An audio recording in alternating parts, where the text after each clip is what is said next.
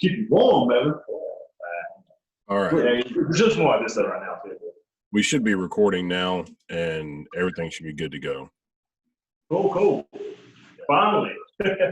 Yeah, we might have should have got together a little sooner and let's just take stuff out. But the problem is this should have been a lot easier than what happened. Very true. Yeah. Very true. I mean, I know I'm not that smart, Jackson, so I don't know. I'll take all. We're not that smart, but smarter than Jesse Ray. I'll stand by that forever. Yeah. So usually the way that works is, I sent you that screenshot, and basically, you just put you go live, and then you just can click share, and like Instagram. Instagram works fine. Yeah. But pretty far. Yeah, so I really wanted the podcast, Romera Records podcast. I really wanted that to just be like a TV show, and have that where it's legit as far as like we're using the mics and it's filmed and all that kind of stuff. But I think what I'm going to start doing, I don't know if I'm even going to give this a name, but I really want to start doing these, like, I want it to be Facebook Live, but Facebook trash.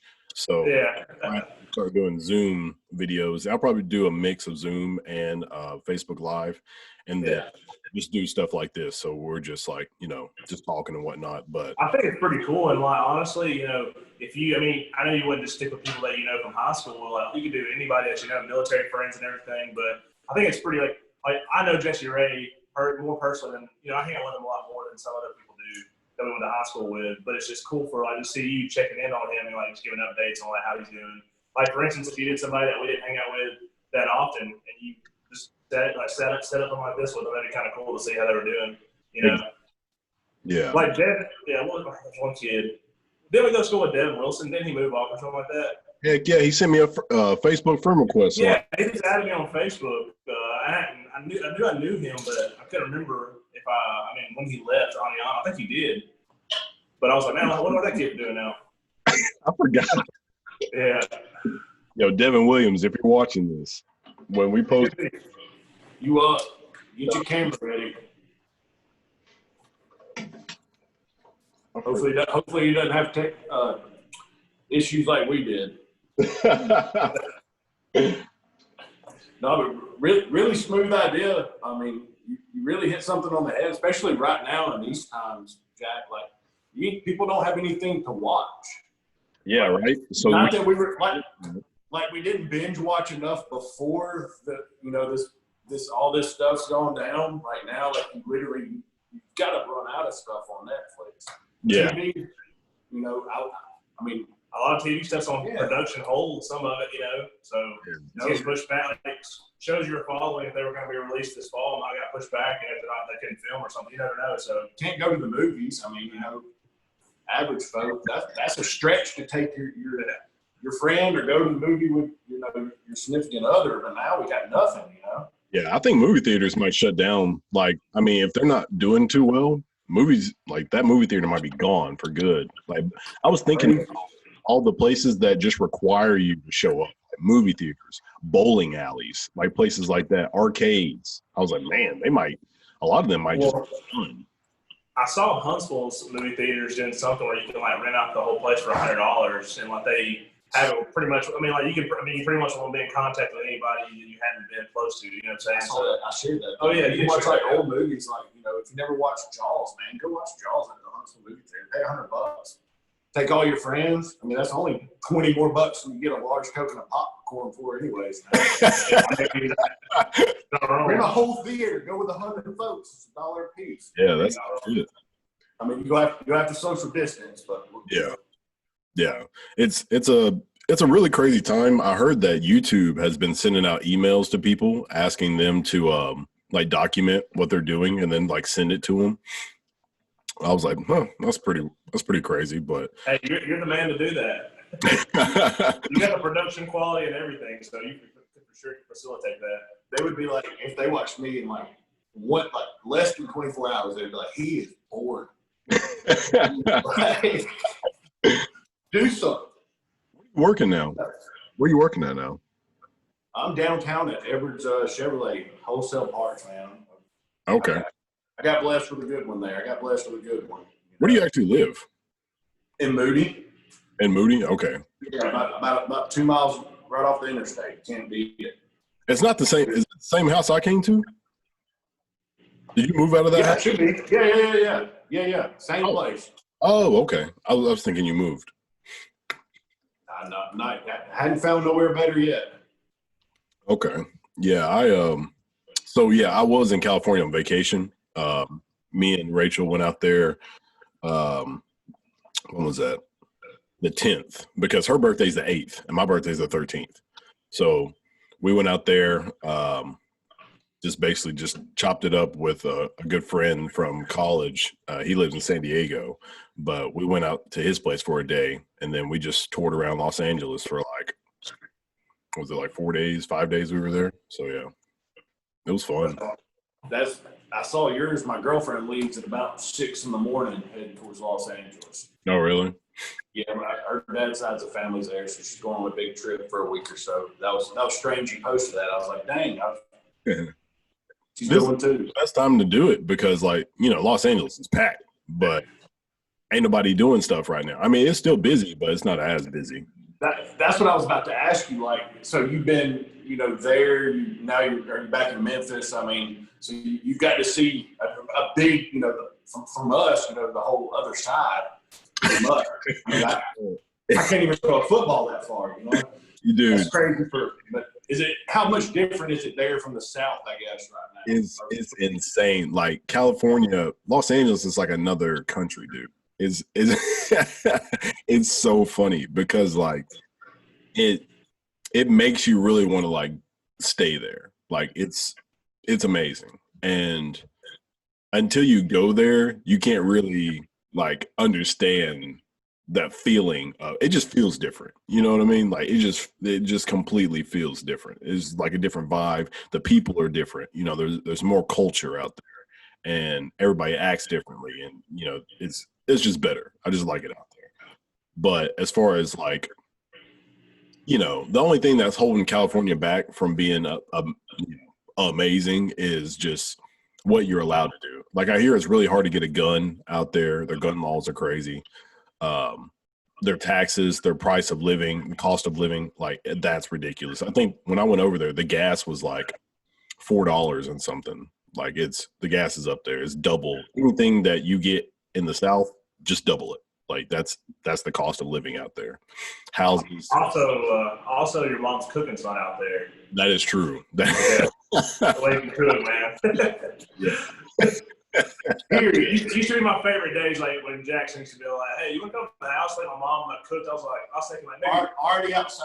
I was thinking maybe chicken fingers or something for the first time. I was like, "Oh, she may make some chicken fingers or something, something small." I walk inside and she's got Thanksgiving dinner. She's cooked everything in cakes. I was like, it's nothing like Mama's cooking, okay? One time I think evidence right here. Jamie Zavala was coming over one time. She made some tamales. Yeah, she made everything, man. But that's cool though. It sounds like Cali was a dream. It is. I mean, especially for if you're a content creator, everybody lives in Cali, so you can easily link up with people. That's why people move out there so much.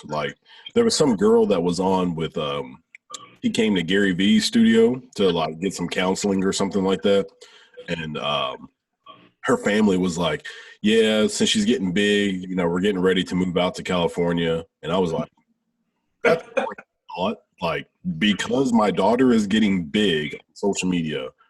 We're gonna upgrade her whole life and go. Mama, we made it. Yeah. Mama, we made it. That's awesome.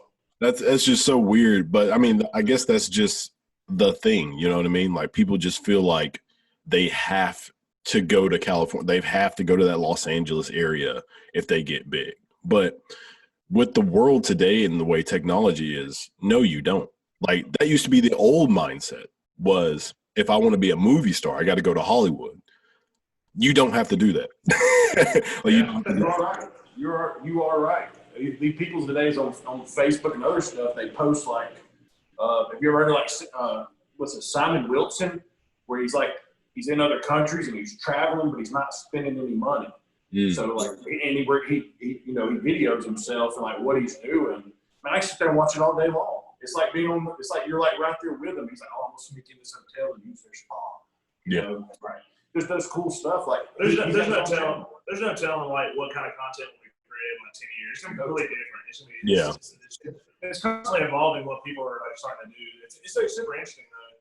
I'm about to post on Facebook that we're doing a Zoom, and then we'll post the video later, just so I don't have everybody hanging. You got me on something on.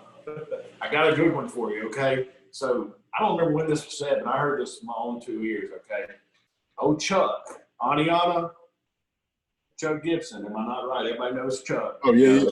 That coach Chuck, our boy. Okay, so.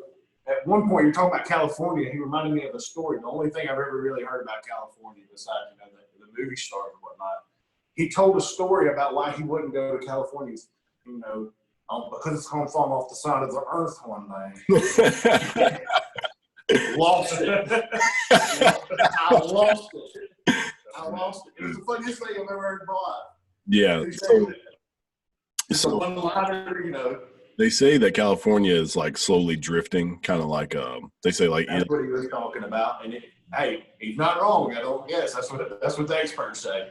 Yeah, but I don't know. Who knows? Like California it's like an experiment, man. It's the women are beautiful, the money is fast.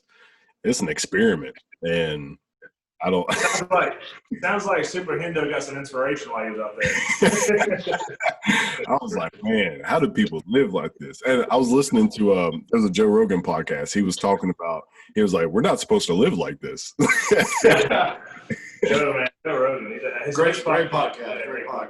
Yeah, I love his podcast. And I told you we're kind of starting we're trying to start our sports blog, whatever you want to call it, but we're kind of taking some inspiration from you. I've been braving the van every day when you post. I'm like, man, he's got some great production quality. So we're kind of testing the waters in that here and there. That's pretty much why we're even doing this. So let's get into that. So let's see. So right now, my setup. I sent you a picture of my setup. So the gray box that I have that's my audio interface. So right now I've got my headphones plugged up to the interface.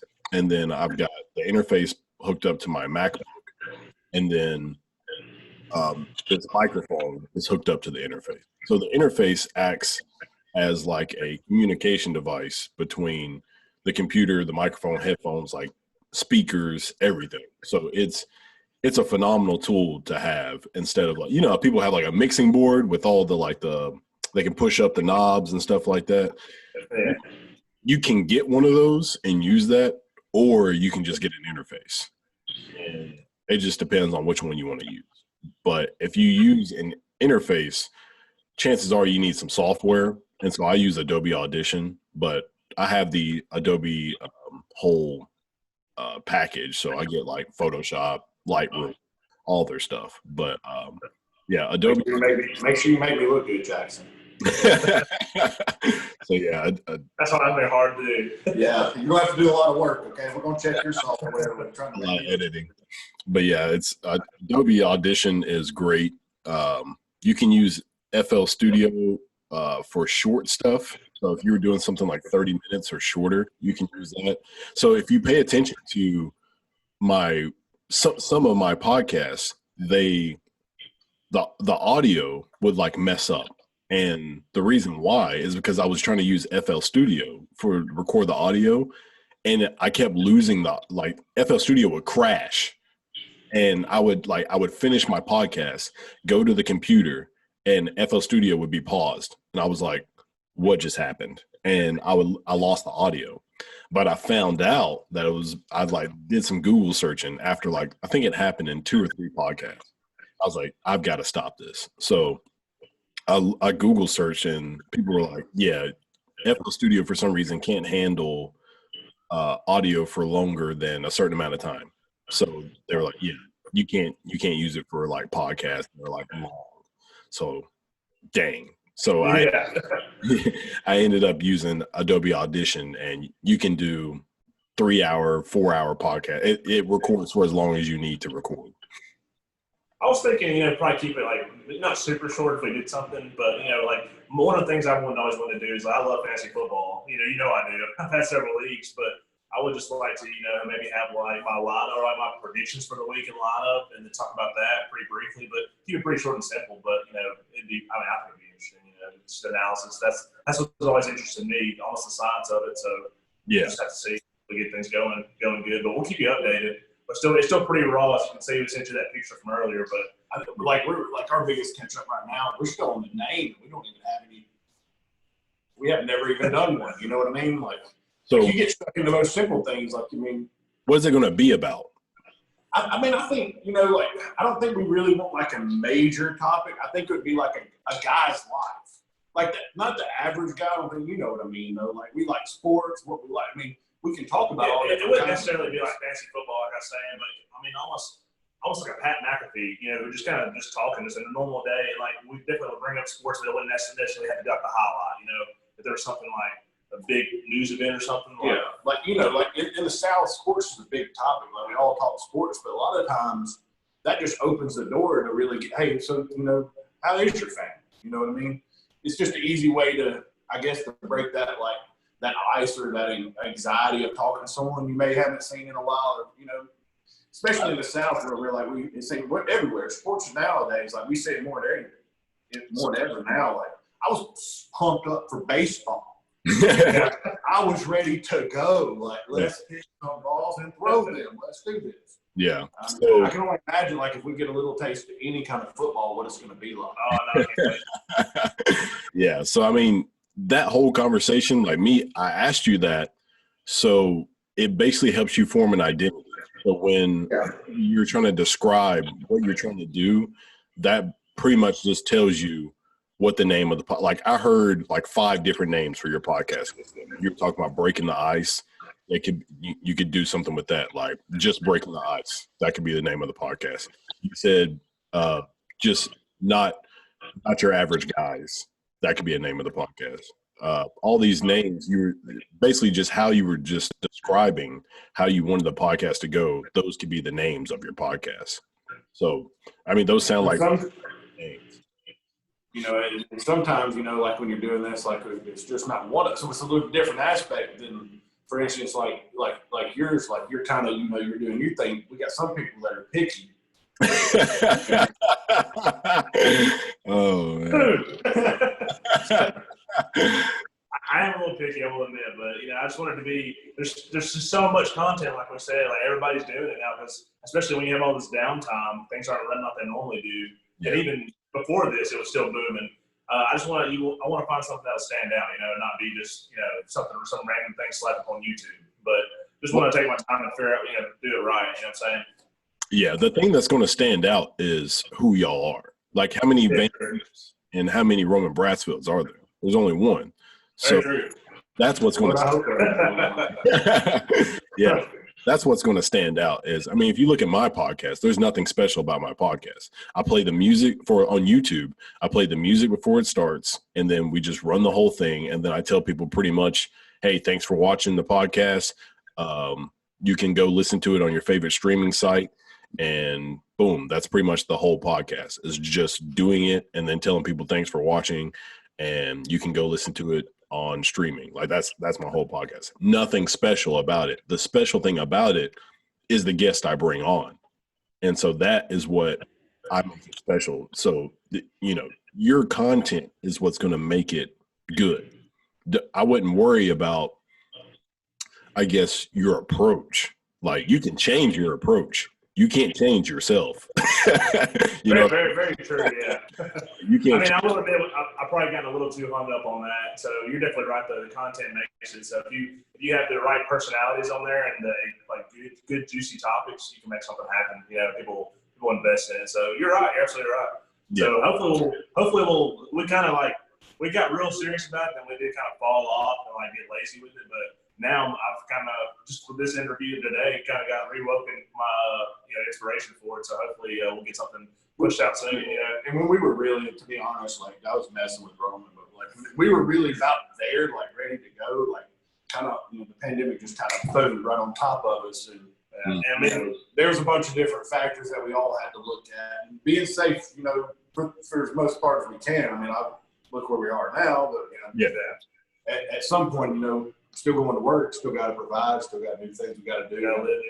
We got to live somehow. We're taking the safest things we can, so we're kind of trying to get back in the swing of it, Yeah, for sure. I mean, there's a lot of people that I want to bring on the podcast, and they're like, I want to wait until this coronavirus stuff is over. I'm like, hey, that's cool. That's up to you.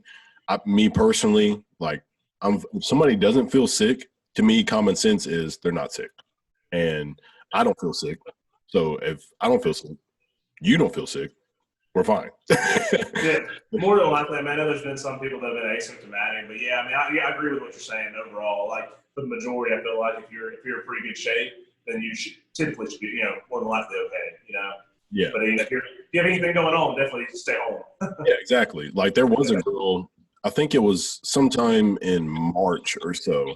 She, somebody had told her to contact me to get on my podcast. So she contacts me. She wants to get on, and we had a date set up. And I think I messaged her the day before.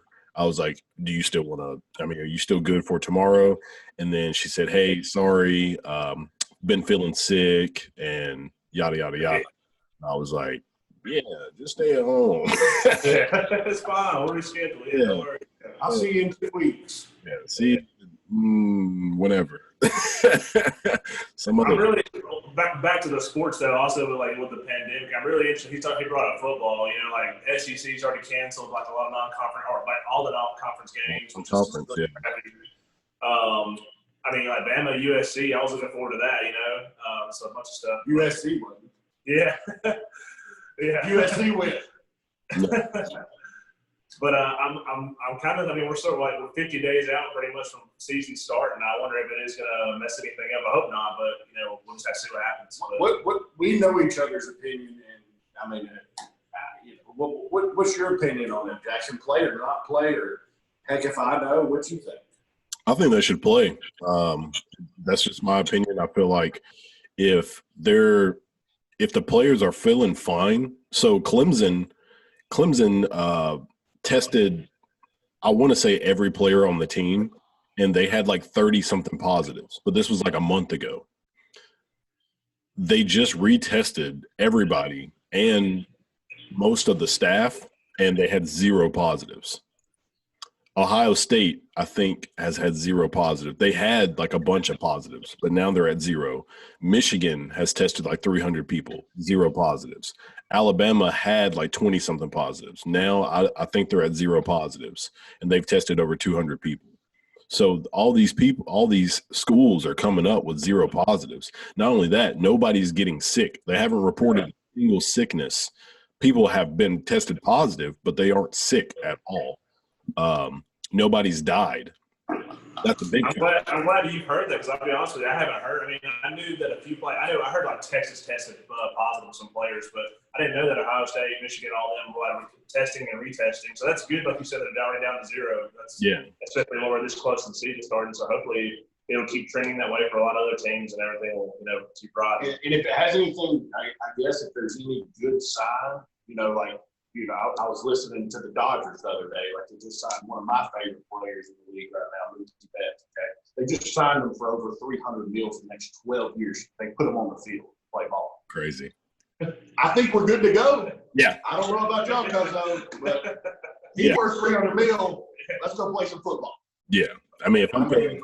Well, the NFL implemented like the ban on the jersey swaps, and I know a lot of people are laughing about it, but I was telling Dan, I was like, you're gonna let people hit for 60 minutes, but then they can't swap jerseys after the game. It just didn't make sense. But how much of that was just like a media play? Like right now, like they have to find something to do to have someone to talk about. There was no sports. That was ESPN talked about that for 4 days. Yeah.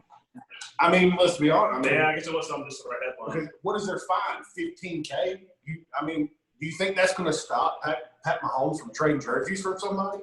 No. He's worth half a bill. Worth half a bill. He'll sell that jersey for double. Oh, yeah. If I was him, if I was Pat, I would trade jerseys for everyone on the team. I'd go get jerseys and just to prove a point that you know what? I can still do it. They're not going to do anything. Yeah. And I think the thing is, honestly, America, we're bored. Like, we don't have a war to fight. And when we have wars to fight, we kind of get stuff done. Like, but when we get bored and we don't have anything to do and we're not like arguing with another country, we just start drama ourselves. And that's exactly what's happening. Like, you see what's going on with Trump. They're just attacking him and he's just saying ridiculous stuff. So America's just bored. It's a comedy show, honestly. That's why comedians are doing so well. So much material. You're 100% right. There's nothing more dangerous than just bored humans. Yeah. I mean, who knows what the. Let's say, we need something, we need something. And I get it. Like, I get that. I mean, I get it. Like, I get needing it. Some people are stuck at home. Like, I'm still lucky to be able to go to work. Like, I mean, Roman's been at home. Like, don't get home dad. Don't get me started on that. Stay at home dad. Every day because he's work, and I'm at home. So my best. But at the end of the day, I'm more or less messing with him because I honestly feel like I get it. Like, this is funny. Having a day, you know what I mean? Like, get up, wake up, have coffee, go to work. You don't realize like how big that is until you like. There's people out there haven't left their homes in so long. Like, I would be miserable. Oh yeah, I get it. Like, they need something. I've had 1 week off of work since this pandemic. I've always gone to work through this whole thing because my company makes shingles. I work for Owens Corning. I've got the hat on, but so we make shingles. Like the Pink Panther. That's so. But yeah, I guess they considered us essential because we make roofing for shingles and everything. So they were like, yeah, you're essential. Keep working. So our plant shut down for like 1 week because of I don't know if it was just to be safe, but that's what we did. But we've been going strong ever since and been very fortunate because that's money coming in. And then I still got the stimulus check. So that's an extra thousands of dollars. They got the second round coming through. Y'all seen that? Yeah, I heard about that too. And I was gonna say my job slowed down big time too. I only work on clinical trials of cancer patients, and like for a while there, like a good month we would recruit like 9 to 10, which doesn't sound like that many, but it's a process to get on any. But there was like 3 months where we just had like 1. And this month we're finally picking back up, so that's good. But I also heard of the stimulus checks round number 2. I think the House and they're all discussing it right now. So we'll see if anything gets done. So are you at UAB? What's up? Are you at UAB? Yeah, I'm still at UAB. I still live in the same house in Pinson too. So yeah. All right. Yeah, so you'll have to come back over sometime, and you'll have to meet my son. Oh yeah, man, that's he'll be 2 next month. That's a grown man. I swear, it's crazy, man. It's time flies, man. He's already counting, and he knows his colors too. He counts higher than I do. Yeah, honestly, it's pretty impressive. He's gonna be super smart, so I'm really excited about that.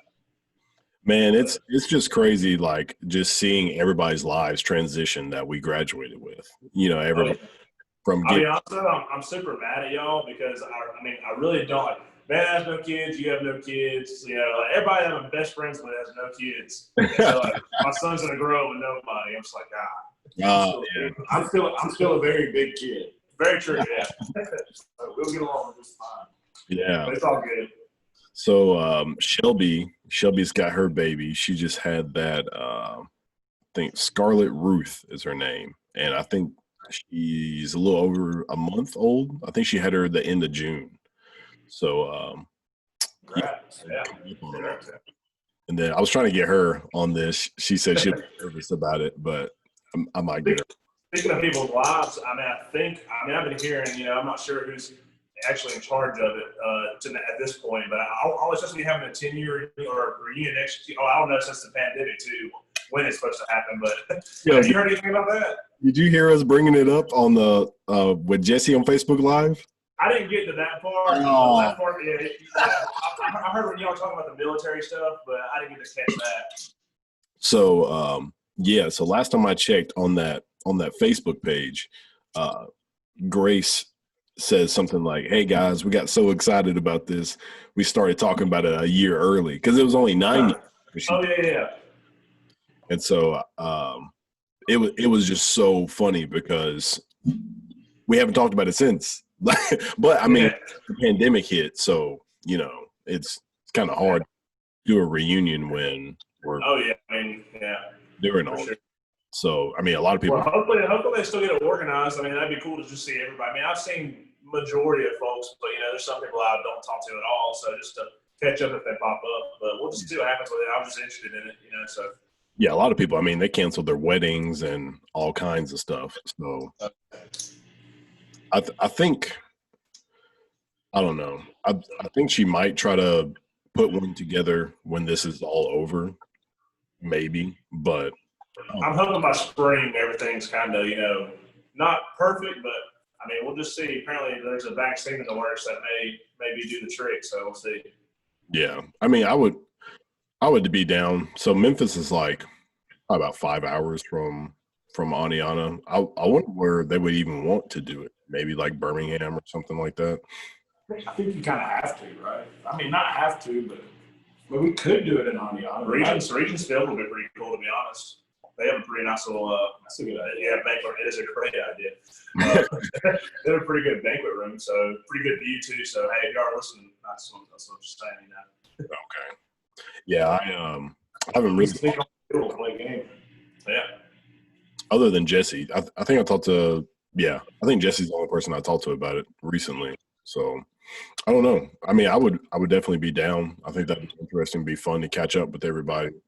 Slowly been talking to Kayla Gladden. She comments and likes a lot of my stuff on Facebook. I didn't really talk to her in high school a lot, but every once in a while, I didn't really have a lot of classes with her. I think I had like home ec with her, and a few other classes, but and somebody else I've been talking to a lot on Facebook, but didn't really talk to him in high school.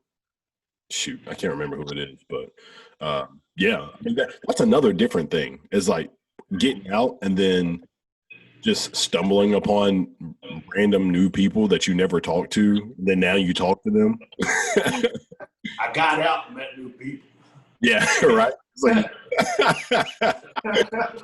but yeah, I mean, you just kind of branch out once you get out of high school. People just You're different. Yeah. Like people understand how much high school just didn't matter. Oh man, I mean it's just so crazy. I still overanalyze, but it's just like it does not matter at all. Like when I moved to Mississippi, I met so many people, and then I've worked several different jobs. UAB, I met a ton of people internationally too. I talk to people sometimes, like from time to time. Just don't know you're going to come across. So it's just you just don't get it when you're so young.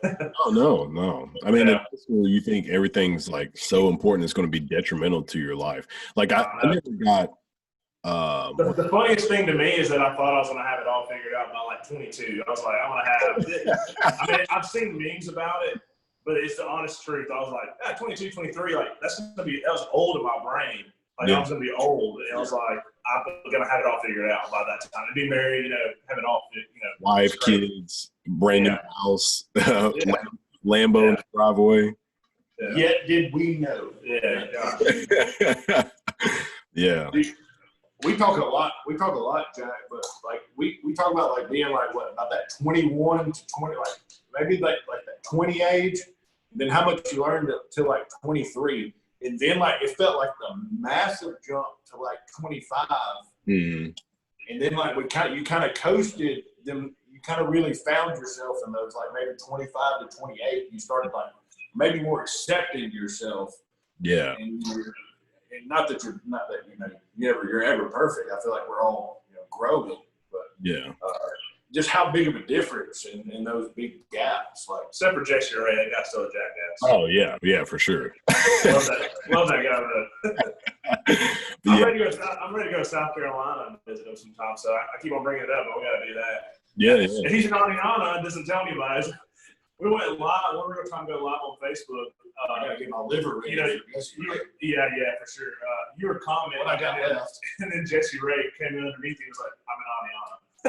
I was like, "You got my cell number." It's like you can just text us. Exactly. He's here with Bobby and Kelsey. Did you say that? I think Ray just kind of a little scared because the last time he was in Bama and hung out with me, I don't think he remembered half the night. Oh man, typical Ray. I got pictures to prove it too, but we won't show them on here. So, what would y'all say is probably like your best? You know, you were describing the ages and everything, like, you know, what you went through, those different age groups. What would you say is probably like the best year you've had since high school? Ooh. It's yet to come. I think that's always going to be the thing. I mean, I think you're always going to want to one-up it, right? And then life is this too at times, you know. I would say probably when I was like 26 going into 27, like that period right there, like, you know, my son being born, like, honestly, it really is, like, everybody says it's, you know, generic answer, greatest day ever, but it really is, like, something special. You know, everybody should experience it. But like, that was such a great thing. But I was going, like, through a bunch of, you know, personal stuff at the same time, too. But, like, at the time, it felt like one of the worst. It was a great year because of that moment, but there's also some really bad things. But, like, I just took all of it. Like, I wouldn't change any of it at all. Like, it really just helped me take the leap into, like, even being more mature and, like, it really made me a better person, you know. I started getting my act together a little better too, you know, started working out, just, you know, got promotion at work. So everything started going the right track. So even though it kind of felt rocky for a minute, I mean, again, it was the best little stage right there. So yeah, I'm happy about it. But I think that's the biggest leap I've taken, you know, because even at 24, like 24, 25, I look back now, I was like, man, I really was just really still out, man. I'm still goofy and immature sometimes, but I was just really still a kid at that point when I look back at it. I just didn't have things figured out as I thought I did. And still don't now. Still always learning, but come a long way for sure. Yeah. Yeah, Scott agrees. He's seen it. I agree with him. Like, I mean, like Jackson and I, we wouldn't have that kind of moment. We have our, you know, but that's something special right there. And, you know, lucky to have a great kid. Oh, Asher's a killer, man. Asher's gonna run the town. Right? Oh, it's gonna be something to see. The kid's got just the gift, you know. Yeah, having a Toy Story party next month, you're more than welcome to come. It's on August 16th, so. That's what's up.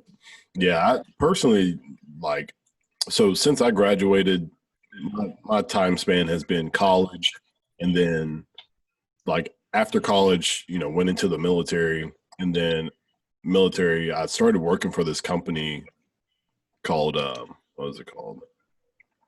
Infinity Construction Solutions. What I ended up doing is I went to some tower climbing school, and basically to like work on like cell phone towers as a technician doing that stuff.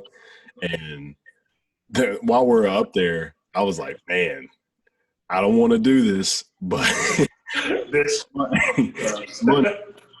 so I ended up, the company called me, the Infinity Construction Solutions, they called me, and they said that it was just climbing like telephone poles. It wasn't a big like cell phone towers. I was like, ooh. So you just work out of like a bucket truck. That's all you do. Like, you don't have to climb up the freaking. Yeah. So they're getting you hyped up. The training was just getting you hyped up for no reason, really. Yeah, basically. That training stuff, wow. I'm still out. I'm not going higher than a 6 foot ladder. Yeah, honestly, they can keep the bucket too, because I'm too big to be Yeah. It's just a win. Yeah. So after that, I ended up I was on the road working, and I was in Kentucky, and I got a cell phone call from Wisconsin, and I was thinking, I don't know anybody from Wisconsin. I was actually on the phone with Rachel, my wife, and then I got the call, and I told her, I was like, Rachel, let me call them back. So I call them back, and it ended up being this guy recruiting for the current company that I work now. Well, he was recruiting for Rockwell Automation, and they help veterans get jobs in the automation industry. So we work with like ladder logic, and it's a lot of just like electrical engineering type stuff. And I was like, yeah, that sounds dope. I'll do that instead of what I'm doing. I went and learned that stuff and got hired by Owens Corning. And that's been like my whole, it feels like since high school, it actually feels like the amount of time that's going by. Like it feels like it's been a decade. And you've done so much though. Like you've done so many different things. Like it's so, I mean, it's cool. Like, you literally are a jack of all trades. I mean, like I had no clue what you did till right then. Besides, I asked him earlier. I was like, man, I felt bad, but I'm like, what does Jack do now? Well, I told him last time. Like, oh, now I'm like, hey, that's even cooler. What are you doing? I told him last time you were here. So really, the last time I spoke to you in person, I knew you were looking for a job, and you're kind of thinking about it's right before y'all moved. So I didn't know. I mean, I knew you moved to Memphis, but I wasn't sure. I mean, I figured it was for work, but I didn't get to talk to you about what happened. I need to call you more, and that's my fault, well, I know you just ready to talk on the phone, So see, I had no idea like what I was going to do. I just wanted to work, I actually, so before I even went to that tower climbing school, I went to, and this is funny. I went to do the physical test to become a police officer in Huntsville. Wow. Yeah. So I think I filled out an application, and then they were like, yo, your PT test is this date, show up. So I show up, and I ended up, I think, so, you know me, I was like, yo, what's the record? Exactly. So the whole that test starts out, you have to push a cop car a certain amount of distance, and then they're like, all right, you're good, go. So you take off running, and then you have to jump over a wall, and then I think you just like make a turn, and then you have to like weave in and out of something. Then you have to like climb through a window, and then walk over like a beam, and then pick up a sandbag, or you have to drag a sandbag a certain distance, and that's the whole test. I don't remember what the record was, but I know I broke it because I asked the guy. I asked him what's the fastest time, and he told me like the fastest time he knew of, and I was like, bet. So that's awesome, man. Not anymore. Yeah. Not anymore. So I'm pushing this car, and he says go. So I take off, I jump over the wall, and I'm doing everything. So I get to the window. Well, they tell you don't try to Superman dive through the window. I was like, all right, cool. So I think I've tried to Superman dive through the window. What happened was I like tried to go like head first, and then I realized that it wasn't going to work that way. And I was like, oh, shoot. So I ended up just doing like a step through. I just stepped through the window, and I was like, I wasted like 2 seconds right there. And then I ended up dragging the bag at the end, and then the dude was like, Jesus, that was fast. They told me the time, and it was like probably 8 seconds faster than what they said the fastest time they knew of. So I don't know if I'm actually holding the record, but that was the fastest time they gave me, and I beat it probably by like 8 seconds or so. If anyone can find that out, if that's on record, that'd be something to have. That'd be something to have. That would be hilarious because the thing is, like, I don't doubt it one bit. Like, that's something like Jackson would be good at. Like, I give you this, Jackson. Like, anything you do, you're good at. I try. Like what I've always, and this is not blowing any smoke up here or anything, but you've always like you never like wanted to take the easy way out on things. Like you were always trying to make things harder. Like, no, you really were. Like, and that was something I always like. It inspired me. I respect it too. It's like you were always trying to find ways to make things more difficult or unique, or a unique, different way of doing them that nobody else was doing. And I thought that was always cool. I was like, that's the way to do things. Is you'll be the best. You know what I'm saying? So I always thought that was cool. Man. So why did they fall through, or are you just? So after I finished the test and everything, they tell you got to do like a background check and everything. So after that, they schedule an interview. So I think, so after I finished and they scheduled me an interview, I got the call for that tower climbing school. And I was telling the guy, I was like, oh man, I've got an interview to become a police officer. And he was like, well, this is like a once in a lifetime thing and yada, yada, yada. And I was like, screw it. The tower climbing training was in Massachusetts.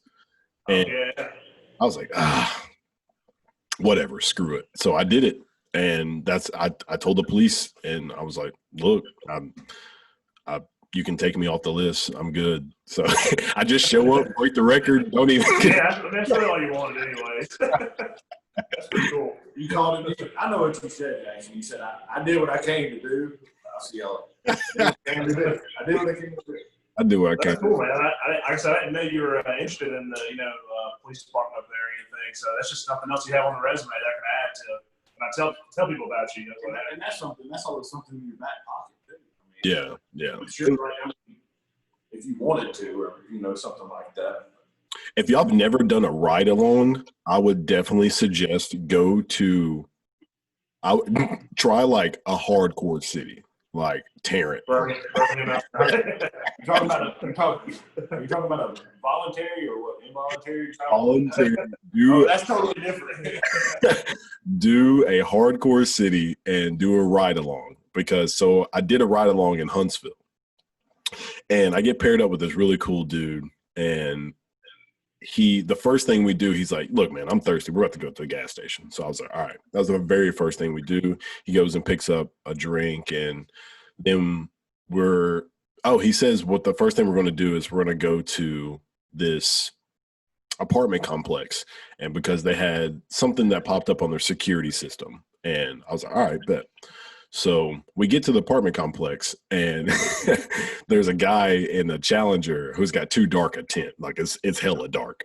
And he's like, ooh, let me run these plates right quick. So he runs the plates. And while he's running the plates, some chick is running up to the car. She's like, hey, come over here. And I was like, oh, snap. I was like, what's so he looks up at the woman. And so he gets out, he goes over there, and I was like, you want me to get out? He's like, yeah, you can get out. So I get out with him, and apparently there's like a domestic violence thing going on. It was like a guy and a girl were fighting. So he goes up the stairs. I'm just like keeping lookout. I don't know what to do. I was like, I'm not a cop. I can't, I'm not trying to chase somebody down or something. I don't know what to do. So I just keep a lookout. And then he goes up the stairs. He pulls out his taser. He's telling the guy to get on the ground. So the guy gets down. He handcuffs him, brings him down. And after he does that, he brings him to the car. And the guy's like panicking. He's pretty much having an anxiety attack because he thought he was going to go straight to jail. But the cop was real cool. Granted, in the times now, this was a white cop. He was kind of a smaller guy. He wasn't like tiny, but he was a smaller guy. And the dude was a big black dude. Well, the cop ends up like, look, man, you're not supposed to be over here. Because I think he had like a restraining order or something against him anyways. But the girl he was fighting with was like his baby mama. So he was like, look, man, he's not supposed to be over here. What I'm going to do is we're going to basically just tell you, and be around here. I think he made him like do some paperwork or something like that. But he was like, that's it. Like, I'm not going to take you to jail and all this kind of stuff because that's more work I got to do. And I don't want to put you through that. He was like, open shut case. So I was like, that's crazy. Like, I didn't know the cops could do that because, all we see on freaking TV and all that kind of stuff is, and the media is, cops doing all this kind of crazy stuff. But that dude handled that situation so smooth and told them that, yo, look, the more I put you through is the more I'm putting myself through. And I don't want to do that. Yeah. So and I'm sure, I mean, I know there are thousands more cases just like that. Cops that do a great job. I mean, assess the situation and correctly, follow what needs to be done instead of, just putting somebody in jail. I mean, like, obviously you shouldn't have been over there, but if you can handle the situation and de-escalate it, then that's the way to go, Yeah, it was dope. And then after that wasn't even the reason why we were there. That was probably like an hour. That was a side mission that just popped up. That's crazy.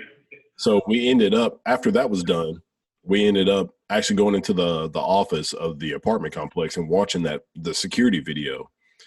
A guy pulls up and he's having like an argument with some other guy. And then I think he leaves and comes back and pops his trunk. He's got like this AK-47 and he pulls it out and he's just like pointing it at everybody and just like threatening people. And then the other guy pulls out a gun. No shots are fired. The guy gets back in the car and leaves. And I was like, open shut case. We got him. We got his plate. We got the car. We got his face. There, sir. Not going with you there. I bet you have. I mean, I bet you there's been tons of people that have went on ride-alongs and they've been like, no action, but you had like probably one of the best ones like ever. Like, Yeah. within like a couple hours. That's crazy. That joke was hilarious, and it's supposed to be like an 8-hour thing. You can do it all day, but me and Rachel did it. Like she was with somebody else, and Okay. yeah, at the time it was I think 4 hours went by, and I was getting stupid hungry, and I was like, yeah, we're good. That's enough for today. So take me back to the station. Yeah. The most interactions I've had with police officers when I worked overnight 2 years at Walmart, absolute most I've ever had. What you found out, what I found out, especially in those scenarios working there. So there's a ton of people that could vouch for this. Is like man, every person that got caught stealing or anything of that matter, we saw drugs. We saw people a woman used her like 8-year-old son to steal like $500 worth of stuff. Yeah, told him to walk out with it while she like distracted. Called her. She had hair line on her. Like I mean, just like out of this world stuff. The kid was in awful shape. Smell just it's very sad. Like I've seen people like pound on the ground. Like one guy like threw his pipe down, his crack pipe down, and like smashed it in front of the officer. That didn't end well for him, I'll tell you. But like I got to see like everyone lied to. So like I don't have anything on me. It isn't mine. So these aren't your pants, right? Like you kind of got to see. Like I got to see it live up. Can't tell you how many people who kept stealing. Thank God they just stopped. That had guns on them. Didn't even know. I mean, very. At that point, I'm like, hey, buddy, this is unbelievable. I'm out. You take what you want. that's crazy. Not my store. I was here. I just worked it. But Walmart needs to make a series. They could. They honestly could. No, they would never do it. They're a $700 billion company, and they're scared for people to see that. I mean, they really. I mean, I'm not scared for the people that are shopping, but like some of those things, like you wouldn't want to go work with some of that. I mean, some of those. You know what I mean? Like it's kind of funny. Like Walmart has this idea of, ooh, we shouldn't do this and that because we don't want people to view us as that kind of company. But it's like, whoa, Walmart, what are you talking about? Do you realize what people already think about you? Oh, yeah. But I give Walmart a bunch of people one thing. They employ a ton of people. People need jobs. We got that. I mean, it's very good living. I mean, not the worst place in the world to work. Obviously, you're blessed to have a job. That's the main thing. But you see some crazy stuff. I will tell you that. The stuff I've been called on and seen, like just in 2 years, I can only imagine if you worked there 30. Yeah. Shout out to Zach Childers. Shout out to Zach Childers. Yeah, he just moved back to. He's running the Trustful store in Jackson. What? So he was in? Was it Center Point? He was at one point. He went to Opelika, ran a store, but he's at a real deal. Like Trustful stores, that's a big daddy store in the area. Okay. Why do you move back to Trustful? I think I think your core, your family. I mean, he was from Auburn pretty much. Yeah. So I mean, what did you say? 2.5, 3 hours away. I'm sure you got to watch some crappy football down there, but terrible. Wherever it is, it's a cow college. We all know that. Roll Tide. Roll Tide. I'm glad to have him back. Hope he does well. Hope he does real well there for the local big Walmart. We all need it. Yeah. Have y'all had a chance to visit a bunch of different colleges? I did more when I was getting recruited for football at a high school. Like I went to camp in Vanderbilt. Got to go to Ole Miss. Bama invited me one time. Auburn. So I went to quite a few. I mean, obviously I've been to UAB's, work over there. So, but I've always wanted to go to Baton Rouge and go to LSU. So that's one I always want to check out. Yeah. The Death Valley. But yeah, I need to. That's actually probably my favorite place though. Honestly, is Vanderbilt. It's just in Nashville. And there's also like 2 other colleges next to it. So, I mean, it was in the fall too. So it's just a beautiful campus. So, but yeah, I need to do that some more. Just check them out. Yeah. I So I ran into a officer in the Air Force who I was talking to him, and he said, man, me and my wife have been to a lot of different campuses. We just go to campuses to check them out because I think he was a big football fan. And he said, honestly, I went to the University of Alabama. He said that was one of the best campuses I've ever been to. And I was like, really? Yeah. Yeah, it's one of the best. And I was like, that's You don't cool. hear that. You don't hear that a lot, you know? No, you don't. As a big Bama fan, you don't hear that a lot. Yeah. I mean, I don't know. I've been to a good bit. Like me and Rachel have been to a good bit of campuses, just like touring them and stuff like that. But it's a crazy thought to think that Alabama's got one of the best. Because Tuscaloosa, you're like, I like the setup. I like the setup of their campus.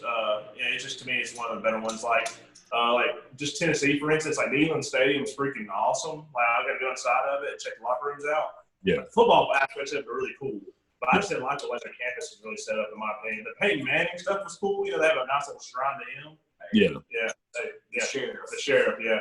But I mean, outside of that, like it wasn't nothing special. Like Mississippi State, especially, is not anything special in my opinion. It's just out by itself. Like I don't know, I didn't like it at all.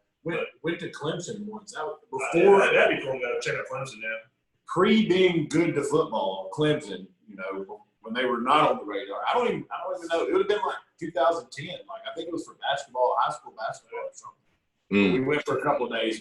Really pretty, like really pretty. And we actually, like, I say broke in, but I don't think you can like break in if the doors are open. Like we got to go on the football field. I ran down the hill, which is ridiculous. That's The Rock was not in there. Howard's Rock. So the Rock wasn't in there, but you got to see like what they put it there, I think, before the games now. That's pretty cool. But that hill, guys, I'm telling you, they make it look easy when they run down. I don't see how no one's died off that hill. They're like, you go down like this, and then about halfway it levels out a little bit, and then it goes straight back down, and you're down until it kind of comes down, and then finally you're probably 10 or 20 yards from the back of the end zone. Them guys running down it, I'm surprised no one's tore I'm surprised they're good as they are. I'd tear my ACL if I had to run that 6 times a year. I mean, I was dead. I really wanted to go to Gainesville and check out Florida. I've always heard it's really cool. Ole Miss, I mean, I don't know if you've ever been to Ole Miss. It's like out by itself, but it's just a really nice little town. And like the campus is really nice. I went to what's the freaking city? Oxford. Yeah. And I walked around there. It's pretty nice. It's like their football stadium. Their football stadium's not massive or nothing, but it's like packed in just enough, like just right. Like when I went to a game there, I watched the red and blue game, like the little scrimmage, you know. But it's a good atmosphere. I can see how teams could go there and lose. I like Ole Miss is one of my at the time was one of my favorite schools to go visit. And that's when Houston Nutt was still there, so that was cool to kind of listen to him talk for a little bit. The craziest thing is about, you know, mid-season last year, we were already like, hey, next year let's pick somewhere to go. And let's go watch a game that's not even two teams we like. Maybe it's just a good game. Yeah. Like everybody wants to go to Alabama-Auburn game or, you know, whatever your team may be versus that competitor. But what about like going to, you know, a cocktail ball, go Florida, Georgia? Like, you know, just have nothing in the race. Just watch a good football game, you know. Have a little potty or something, have a little fun, you know. What do y'all think about the 2 Iron Bowls? That'd be really sweet if they do. I don't think they will. Since they don't have any non-conference opponents, they open the season. I don't like it because if there's 2, they might as well just go ahead and make it 3 of them. 1 and 1, I'm going to need that. I know Nick Saban probably won't want to because that's such a, you know, I mean, like it's obviously the biggest game on the schedule, one of them, of course. Yeah, I like how you put that off on Nick Saban. Well, Nick Saban is picky. That's the truth. It's the truth. Well, but granted, and if you watch the Belichick and Saban documentary on HBO, like when you become that mountain, people are attacking you. Yeah. So I mean, and no offense. I mean, I'm a fan of football. If Alabama was the worst, I was literally at the game when we lost to Louisiana Monroe. Okay, watched that game 28-21, if I'm not mistaken. Alabama lost. Saban's first year, 2007. Cried the entire way home. I'm not ashamed of it. Okay, I think my dad shed a tear because we just thought it was like the low of lows. It's over. It was over with. It was like nobody in the crowd. You just got whipped. I mean, you never thought you'd get to see it. So now that you see it, you kind of, okay, like now I know how it is. Like when when you go play Ole Miss, you're going to see the best Ole Miss. And see, every single time. That's something that people don't really take into account is Alabama's getting everybody's best shot every single game. Oh, yeah. When you're playing Mississippi State, you're not giving it your best shot. Every team isn't coming up with any extra plays or any extra strategies to play Mississippi State. They're going to go play their football and just see what happens. Like, they're not doing anything crazy. Whenever you watch a team play Alabama, they're running all these crazy trick plays, onside kicks, random, freaking Les Miles is pulling out all these big punts and all this stuff. Teams are doing that stuff against Alabama. They're not doing those things against everybody else. And Clemson we've seen Clemson, phenomenal team the past, 5 years. They've been phenomenal. You've seen them struggle against North Carolina, against all these other smaller schools because they're giving it their best shot now. At first, a while back, nobody was pulling out all the stops against Clemson. Now they are because they're like, dude, if we beat Clemson. We are on Sports Center tonight. They might show my tackle. Exactly. I mean, and Let me get a target on your back for sure. And let me point you this out. Like, one of the best plays, best crazy, whatever kind of play you want to say it happened, the kick six, right? Yeah. Would Auburn been famous if that was against Vanderbilt at the end of a game to win a Vanderbilt game? Yeah, it would have been a great play. We wouldn't see it every single time Sports Center pops up. Yeah. I mean, I think it was because it was against Nick Saban, honestly, probably the greatest college football coach ever. I mean, he's got all the accolades you could ever want. I mean, all the hardware. But I think it's just the moment. I mean, it definitely because it was against a rival, but it's just it was just there was so much riding on that game. Whoever won that game was going to the SEC championship and it was going to the Natty. But this is the best team. I mean, Alabama was the best team in the nation. So it happened. But I agree with you. Like, if it was Vandy, it would have been top. We would have stayed on the Sports Center for It's not considered. It's almost considered the best play ever in college football. Yeah, I think it is. I mean, I think it is voted that. I'm not saying it is. I obviously didn't vote. Yeah. So. But since you cried for that. No, I went. Okay, so I'll tell you. So the 1 second thing happened. We all saw that, and I was honestly, I was like, okay. This is the truth, though. So I'm not mad about that loss at all because we lost the game. Yeah, it should have been 1 second put back on the clock, in my opinion. So I don't think most people would admit that now. They would probably be like, oh, it shouldn't even been that 1 second. No, the 1 second should have been on there. He chose to kick it. This guy's made the kick. It's crazy time to try it. But in my point at that time in Nick Saban's coaching career, you can make that call because who knows? The sucker makes it. It's the play that's played on it's the exact opposite. Yeah. It showed, how long was it again? 62 yards, 61 yards? 56. It would have been crazy. It would have been crazy. It also wasn't bad. So go for it. I don't disagree with that decision. Go for it. But they went max protect, so they didn't really have any athletes on the field, which I get. They don't want the kick blocked or nothing. But Gus Malzahn, I give him credit, putting somebody out there to return it. That was a pretty. I mean, they're far out, but And one thing I highly suggest watching the Belichick Saban documentary, okay? Because Saban explains that they didn't have max protect on it, but he knew he had a shot to make that kick. And he wanted him to have the blocking there to do it. Worst thing, if you get blocked, isn't that a bigger percentage getting blocked and it ran back for a touchdown and lose the game? I mean, you're playing Auburn, one of the best defenses always. In my opinion, they watched the kick. That's what he says. He's like, they watched it. And if you watch it again, they watch him, the ball flying in the air. And Nick Saban said it makes so much sense. I'm like, how come I didn't see that? Honestly, didn't. But they all just sit there and watch the kick instead of blocking and running upfield and branching out, right? Mm-hmm. That's we did that every day in practice. I remember, especially cover, kick cover. I mean, they did, but they weren't. The little things. That's what it is. It's just they probably did make that tackle, but that moment, just the moment, got wasn't meant to be. In my opinion, reminds me of that kid from Alexandria made to beat us on homecoming our senior year. Remember that? Dude, no, I don't, because I was sick that game. Oh yeah, you didn't play. And No, I completely forgot about it. You were out, and then I think I forgot who had to play linebacker. Was it Corey Towns? Maybe? Yeah, it was Corey Towns. Yeah, man. And the second half of that game, I don't know why, but we changed the play. Well, we just ran a completely different script on. Like they kept stopping what we were doing. But I remember that kid. Was it 50? It was far. I don't know. Sign him up. Good. I'm glad you don't remember because it was sad. Dude, so booed a kid to beat us.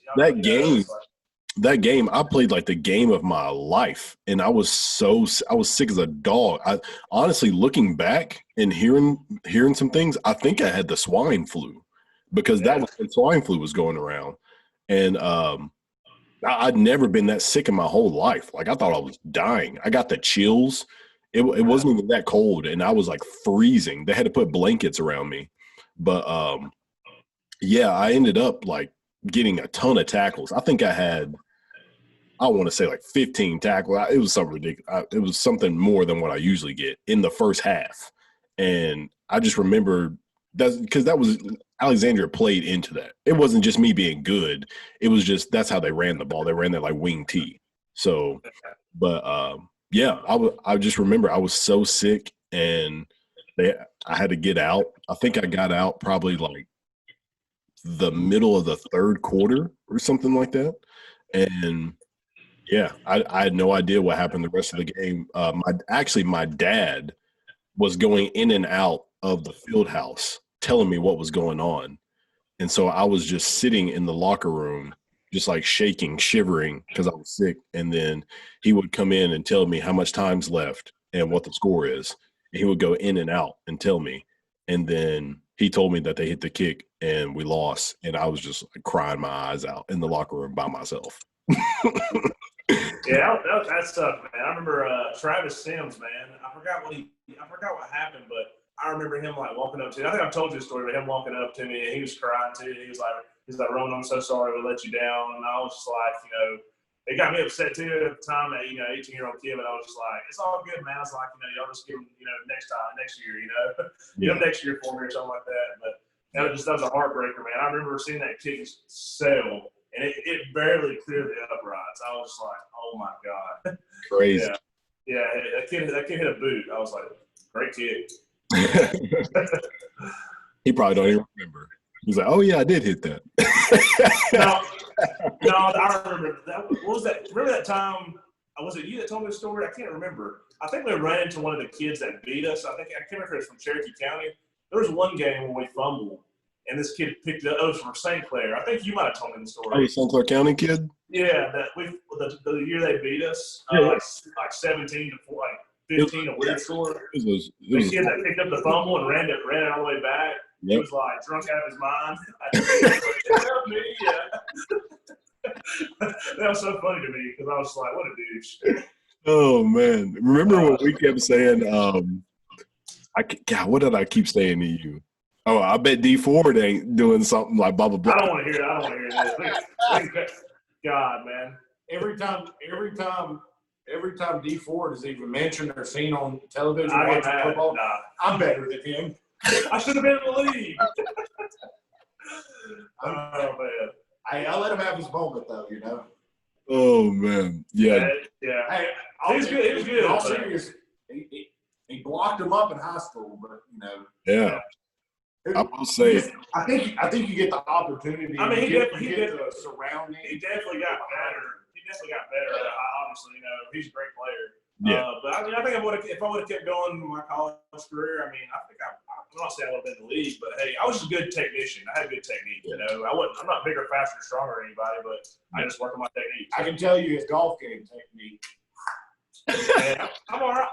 So today we played golf, and it's my third time ever playing. I'm actually sad that I didn't start playing sooner. Yeah. But it's been a little rocky, but I make some pretty good shots from time to time. Really, it's just like 2 weeks. Like you can see good, like great. Yeah, man, and it's in the numbers. Yeah, and every time we go on, how shots gotten better, like the numbers. Like I was 10 strokes better than this past time, so it's like gradually improving. So great coach, too. Yeah, honestly, man, and Corey Blackwood, like they've been doing some pretty good pointers. Corey hadn't helped much. Corey didn't come today. I go on record and say Corey Blackwood hasn't. He was supposed to come today. He decided not to. But I probably have to do. It's been great. if you don't play, you should start playing. It's really fun. There is a hitting range and a putt. It's like all in one, probably 2 miles from my house. Oh man! And I've been watching with all this going on too. Like that's something you can go do. Save fun. Yeah. And then we're getting out and about. Like I was watching disc golf. Like that looks fun to me. I want to go find a disc golf like that. Throwing a frisbee. That's something that'd be a good. Something different. Sometimes you're just looking for something different to do. It's funny because they just require space. You know what I mean? Like that's all you need is those baskets and then the disc, and that's it. Those discs are kind of expensive. I think they're probably like $20 a pop. I think you can go to certain places let you rent them out or something to play. Okay. Which, to see if you can like it. Yeah. Which would be kind of cool. Yeah, that's a really cheap. As far as price wise, if you buy them and you got them. You know what I mean? But even if you're renting, it's something that I think pretty much everywhere should have, but you rarely see it. That's just space, like I said, that's the biggest thing, just the area to do it. Yeah, that's just like soccer. I can't believe it took Aniana so long to get a soccer team. It's so cheap. You just need a ball and a goal, and then just the players to the game, and cross country. It took us so long to have cross country, but I guess it's just running. But I guess it was just the cost of is it worth taking these kids to somebody to be responsible for it too. Actually, now that I'm thinking about it, just back to kind of stuff that's going on in the world. You know how the Washington Redskins changed their name. I was talking to Dylan West about it temporarily, but I wonder if that'll affect Aniana. Just curious, because we have the same logo and the same nickname. So yeah, I was actually. I know it's a small town school, but the way the world works now, when somebody gets on the topic, the media can blow it up in 2 seconds. So I was actually going to post on Facebook. I was going to ask. I was just going to post on Facebook. Is Aniana considering changing it? Because that's something that. Yeah, even Pinson, the Pinson Indians, yeah, exactly, yeah. Well, see, literally, I went to Pinson and then I went to Aniana, so I literally was an Indian and a Redskin. Yeah. And, I guess personally, not my spot, but never thought anything different. But even the Braves, because the Braves are going to get rid of Chop on. So that's not even directly. I wouldn't say it is. Chop on can mean whatever. You know what I'm saying? The tie to. I don't think you'll see it at Aniana.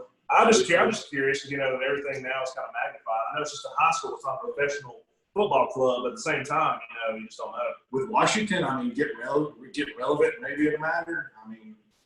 To me, that was my thing. I've got Indian blood in me, so not like. I have no part in the casino, so that much. Yeah. I think it would have been different if they were the Patriots. You know what I mean? If the Redskins were as good as the Patriots, it probably would have been under scrutiny. It probably would have been escalated way more or not talked about at all. It would have been one of the two extremes. Yeah. Personally, if I was a Cowboy, I wouldn't want the Dallas Cowboys. They've got all the talent in the world and hadn't done nothing with it. Man, hurts my feelings. I'm not.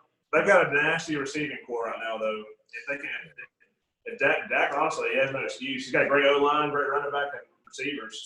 So just to ask, obviously, just real quick, and I know you can go on for days about that, but if there was to be a season, high school, NFL, who wins it all, Jack? Both of them. Just top of your head. So, for college, my top four, I would have to say. I like the top four, yeah. That's what we're at. I would say maybe Oregon. I think Oregon's going to get in the playoffs. They've got some great recruiting. They picked up the number 1 and number 2 linebacker in the nation in recruiting last year. They've got a nasty defense, and you already know what they do on offense. So, I think Oregon is already in. USC, they were going to get stomped by Alabama. UCLA is trash. Washington, I don't even know who's on their team. So all those teams in the Pac-12 who are usually running the Pac-12, they're down this year. Other than, I think, Oregon down. Oregon's going to be Oregon's the Clemson of the Pac-12. Like they just have to run their schedule and they'll be undefeated. Yeah, really. I think Oregon was going to blow through the whole Pac-12, and then is Utah in the Pac-12 or are they? I think they're Mountain West, aren't they? Yeah. Are they Mountain West? Okay, so I think Oregon was going to blow through the Pac-12 and make the playoff. I think Alabama is. It depends on how Mac Jones and Bryce Young play. Everybody thinks that Bryce Young is going to come in and take Matt Jones' spot, but I think they're underestimating how well Mac Jones can change and become a good quarterback. His mobility is questionable, and his decision-making is questionable because, like the Auburn game, he threw 2 pick sixes. So that is what's going to hold him back. But, I mean, he started, 2 games? Yeah, I mean, he got a cupcake game, Georgia Southern, and then went out and played Auburn in prime time. Yeah, it's not really fair. I mean, it's not really fair to put on a microscope for those 2 games when you don't really. I mean, it's just different. Auburn, in my opinion, last year had the best defense in the country. Easily the best defense in the country. Probably, if anyone, Ohio State, but I give it. Obviously, SEC. I was kind of shaking my head, but I guess you're all right because they held LSU in Death Valley to like 21 points. I know I'm right. Well, after Alabama, I would say Ohio State. They're going to blow through the Big Ten, and then I think Clemson. You know what? I really wasn't big. I mean, at first when you said Oregon, I was like, but then now I think about it, you're absolutely right. I mean, especially like no non-conference to worry about. They're going to destroy the Pac-12, so they have a really good shot to make it. I can see that for sure. Clemson just needs to blow through the ACC like they always do. Because Auburn beat them last year, so that kind of even though they were a decent team last year, had a good quarterback. They got as soon as they took that big loss prime time first of the year.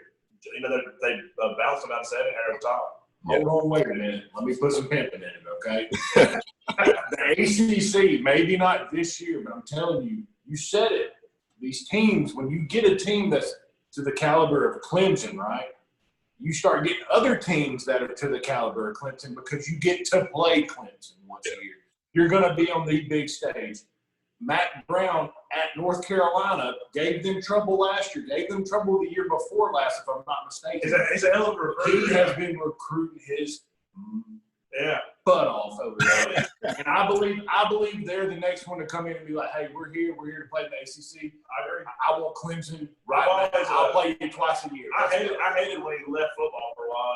I was like, he was fun. He was like Les Miles. He was just a quirky, fun coach. Yeah. And he was good. He's a player's coach.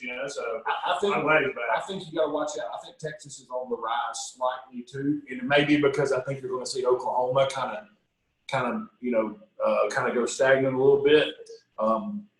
In Oklahoma, I mean, they haven't had horrible defenses, but if they could get like a slot down D, they'd have a shot. But their offense is always there. And I may be dead wrong, but LSU's out of the picture.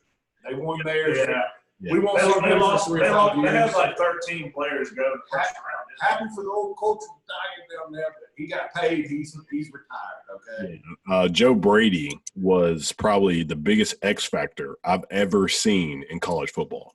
Like that dude changed that school greater than for 1 year. Just for 1 year, I've never seen a something make an impact on a school like Joe Brady did.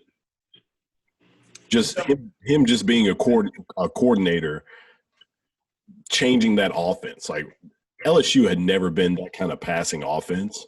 And I mean, don't get me wrong, like Chase, what's his name? Jamar Chase, and what's the other receiver? Jefferson. Yeah, Jefferson. Like, don't you get have some weapons, but you're going to have that in NFL. And the Clyde, his running back, Clyde. I forgot his name, but that dude. Oh yeah. He's a real small dude, but he can catch and he's fast. I mean, he's a little low when he hits. Joe Burrow deserved everything he got in his last year. He won every single game. None of them were easy. He went and earned it. I think unfortunately, I've heard several people talk about it. I think he's probably going to struggle. Not that he's bad, because he's bad, but the Bengals don't have enough around him. I think he's going to be.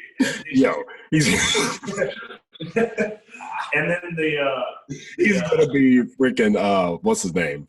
Andy Dalton Part 2. Like, yeah. Well, the AFC North, like they have some of the best, like the Steelers defense, the Ravens, and the Browns defense has freaking a ton of first round draft picks. Like they're loaded. They're all loaded. Yeah.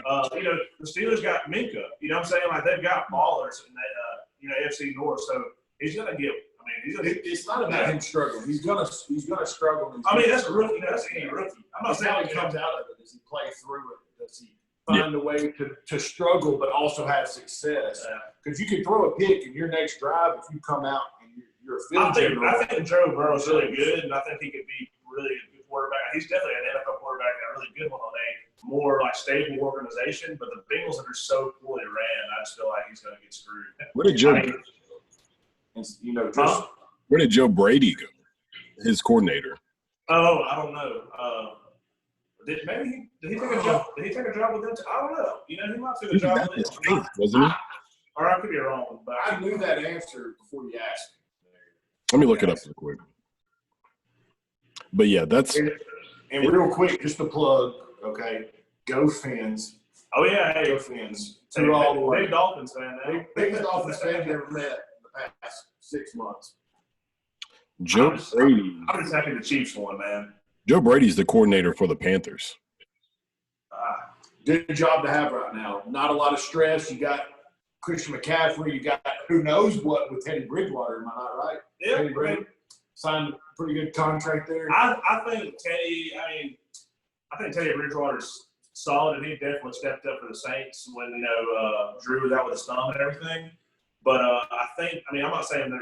I think he won some games for him. But there's better teams, obviously. Yeah. I mean, the Panthers don't have much on defense. Don't have a lot of. I saw something the other day. It said Robert Griffin III is the Derrick Rose of the NFL, and I was dying. No, that's so true. Like he had such a great rookie year, and then got hurt and hasn't been the same since. Like he's been okay, but he hasn't been anything spectacular. I agree with that to a point, but that's almost a little slim to D Rose. Yeah, that's what I was saying. D Rose played some ball and towards some ACLs. Yeah, like D Rose, and then even that, didn't D Rose have a 60-point game or that was years later. Like RG3 hasn't done any. He hasn't really been given too many opportunities, but when he has, he's never balled. Since then. Yeah. But I remember his rookie year, he had that deal with Subway. He was everywhere. Yeah. I felt horrible for him because he was balling, man. To be honest, I never saying he was just too well hyped. It just didn't work. Sometimes you could just kind of fill those out. People wanted him to be like Lamar Jackson. He just didn't turn out to be like Lamar. Let me tell you, there's only one Lamar Jackson. Yeah, which who knows? Like, what if Lamar ends up being like that? What if he gets hurt? Yeah, it still can happen. But even that one, I think the 1 year with RG3 and the 1 year with. Now 2 years or so with Lamar Jackson. Lamar Jackson last year, that was I just have never seen. He was the best player on the field 99% of the time, except when they played one other team. Yeah. And they played Pat. Yeah, we all have Pat, man. The Ravens organization, they're a winning organization. They know how to win. Oh, yeah, they're great. They draft well. They're always good. They really are. Shout out to Ozzie Newsome, by the way. Roll Tide. Well, he left them. This was his last. This past year was his last year. I think he's retired. Got them to a point where every year they're a contender. That's impressive, man. It's hard. For my pick for NFL or champ. I want to say the Chiefs because I'm a Chiefs fan. I want to repeat, which be super hard. But if any team's in a repeat, outside of the Patriots, they're dominant. I think the Chiefs have a good shot because they kept Pat. They have great receivers. Kelsey's still there. They kept Chris Jones. They've got some defensive players now too. I know Pat Mahomes supposed to play. I know he's the quarterback, but I think I don't think we give enough credit, which I don't think he wants it, to Andy Reid, the coach. Oh yeah, you have all that talent. You still have to put them in the position to best show their talent. Yeah. And can you only imagine having the pressure of like, what in the world did I do with Patrick Mahomes today? Oh yeah. Could you imagine you could either make him or break him. It's definitely. Like Pat Mahomes will be good on any football team, but Andy Reid, he even takes what he has and elevates it even more. You're 100%. Like Pat Mahomes will start for any team, no doubt about it. He doesn't hold him back, but he puts him in positions to be creative, and you see it out there. It's impressive. Well, I'm super happy for Andy because he was with. Oh yeah, I loved it. He was with the Eagles. Yeah, man. They said, "What are you gonna do after this one?" He's like, "I'm gonna go have a cheeseburger and then go to bed with the wife." I was like, "Hey." He was with the Eagles for forever, and we all know he had multiple cheeseburgers. Oh yeah. and But I was gonna say I want the Chiefs to repeat, but I think the Ravens might get it this year. I don't think the Ravens will get it. I think they're just gonna get right there again. the Titans. Honestly, I think they're the best team in the league, and it's the Chiefs. Even though the Chiefs have so much firepower, the Ravens defense. They're just good, Who beat the Ravens last year in the playoffs? Was it the Titans? The Titans, Titans whipped up on them. It was crazy. I don't know how that happened, but the Titans came out of nowhere. They just football. You know how football is. Like there'll be teams that you won't expect, and you just hit them all cylinders at the right time. I think a lot of people don't expect much from the Titans this year. They're kind of my surprise NFL. Yeah. No, but I don't think it would be fun to watch them win it. No, they play very boring football. But if you can close them out, Ryan Tannehill's not going to beat you. Like they have to play with the lead. Like that's just how they're built. If they get behind, Tannehill can't. It takes Henry out of the game, and Tannehill can't throw it. Enough to win. He just won't be able to do it. I think. No, I'm not saying they didn't have a run, but I'm saying if I'm not mistaken, didn't they have a big lead on the Chiefs? Yeah, they were up. No, that my bad. That was the Texans. The Texans. No, the Texans had the Chiefs down 28-0, and the Chiefs came back like a quarter. That was insane.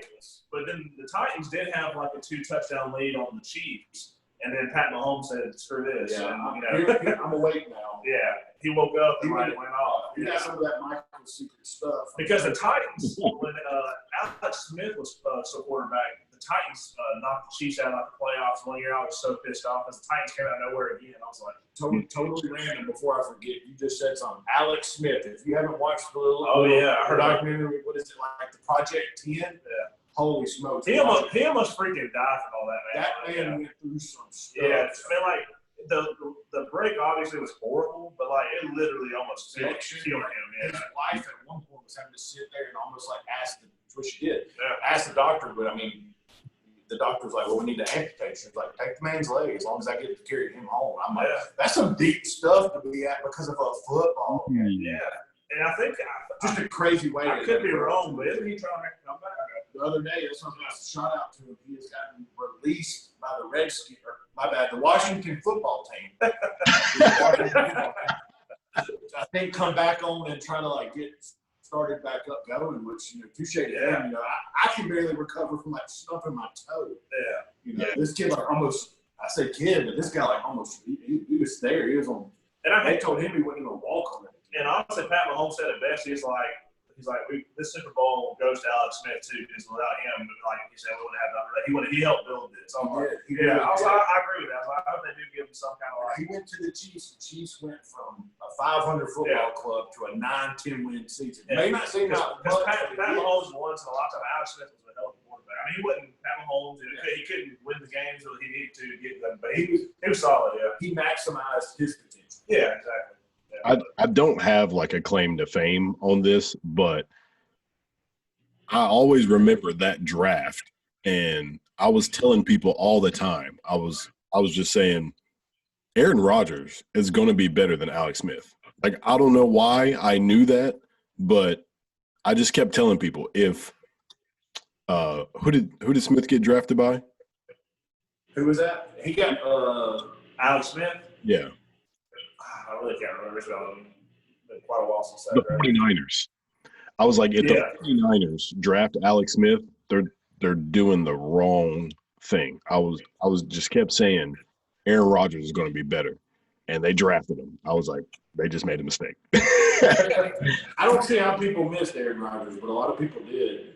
I don't know why I knew that, but I just kept saying, A lot of people miss Pat Mahomes. I mean, the Texans. The Texans have to be keeping themselves in the ass. I mean, well, that'd be Deshaun now as well. Yeah. Deshaun's watching. He's another one to watch. Yeah. If they can ever give that god-awful Bill O'Brien and get him out of there and get a coach in there, Deshaun's a heck of a football player. This is going to sound like a crazy question, but I think it's a legit question. Do you think Mahomes is better than Watson? I think so. I mean, look at the Texans and look at the Chiefs. Look at the teams. Well, there's a lot of things that go into that. There's coaching. There's no. I mean, Watson doesn't even have Tyreek Hill now. I mean, Watson doesn't even have Hopkins now, and that was all he had before. Yeah, that's what I'm saying. He had a god-awful offensive line and a little bit of defense. Now their defense is stepping back up because the past few years, J.J. Watt's been hurt a couple of times. Yeah, they got a guy. Shout out to Cunningham from Pinson, Alabama, playing middle linebacker. I think we're number 41 for the Texans. One of the best linebackers I've watched in the game. Went through Vanderbilt. Was amazing. I think holds all kinds of records there. My dad sells his family cars. Went to Pinson with him. You know what? I'm sorry. I made a stupid comment. I said Texans, but I meant the Bears. Because, the Bears kind of changed opportunity. Yeah, Mitch Trubisky. Yeah. Well, that goes without even saying. Yeah. We don't have to talk on things like that. That's just dumb. Yeah. That's what I meant to say. Yeah, that was a missed opportunity because, the Bears' defense is solid. And they have some skilled players. But if they have Mahomes and then they're able to put just a few pieces on offense, they have opportunity to, run the show. I think it's weird, too, because I think things happen for a reason. Because But let's be honest. Right on the dot. Let's be honest. Pat Mahomes would be the starter for the Bears if you get drafted for them. But would he win a Super Bowl though? Because it's coaching too. And Reed especially. You can almost whatever you want to say, God sent or whatever. He went to the right team, the right place, the right coach, the right other players like Tyreek Hill. I'm sure there's ecstatic to have him. It all has to work out, and then you just gotta. Now we get the fun part to see if they can keep doing it. The Patriots did it for 20 years, ruled the NFL. As long as they can retain, they have a pretty young team overall. So I feel like as long as they can retain, they retain most of their key pieces, and Andy keeps coaching. I'm not gonna say they're gonna repeat this year, but I can see at least Mahomes win at least two more with Andy before he retires. It maybe stretches it out. The thing is, there's no better time for it because you know what I say. Like every year prior, we have this little talk: who's going to win the NFL?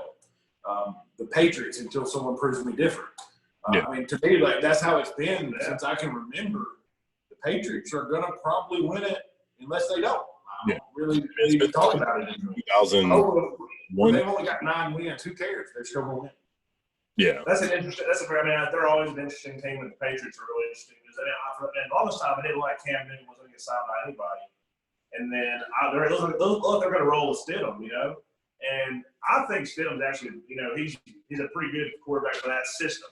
He's not obviously when you compare Cam to Stidham, they're not the same athletes for sure. Cam's definitely a monster, but I'm interested to see how it works out because I think Cam's going to play, but. Oh man, big Brady guy. We've got an interesting thing that happened this year, though, Jackson. We do. The Patriots aren't the Patriots anymore. Yeah. Someone decided to go play in the Sunshine State. That's something interesting too. They got a hell of an offense. So I think Brady's chasing numbers.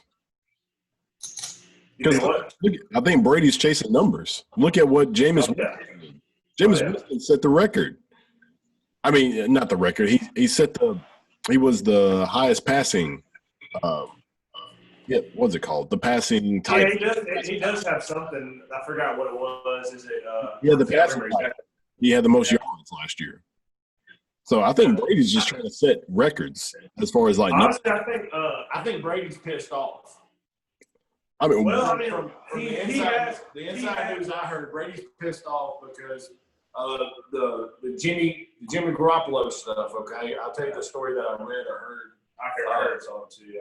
That basically when that all went down, that the 49ers called them and had pretty much just Bill in the room and said, hey, they were calling for Jimmy, but they said, hey, we'll take that other quarterback, Brady. And there was like a joke. And then Belichick was like, yeah, okay.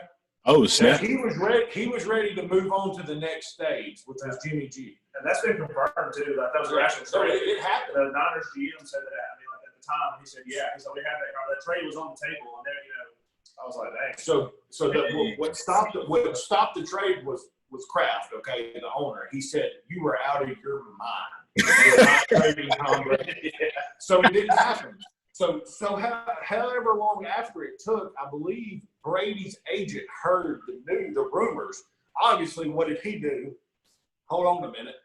Called Brady, told him and Belichick were never on the same page. Boom. Brady's pissed off the next year. That same year, goes and wins a Super Bowl.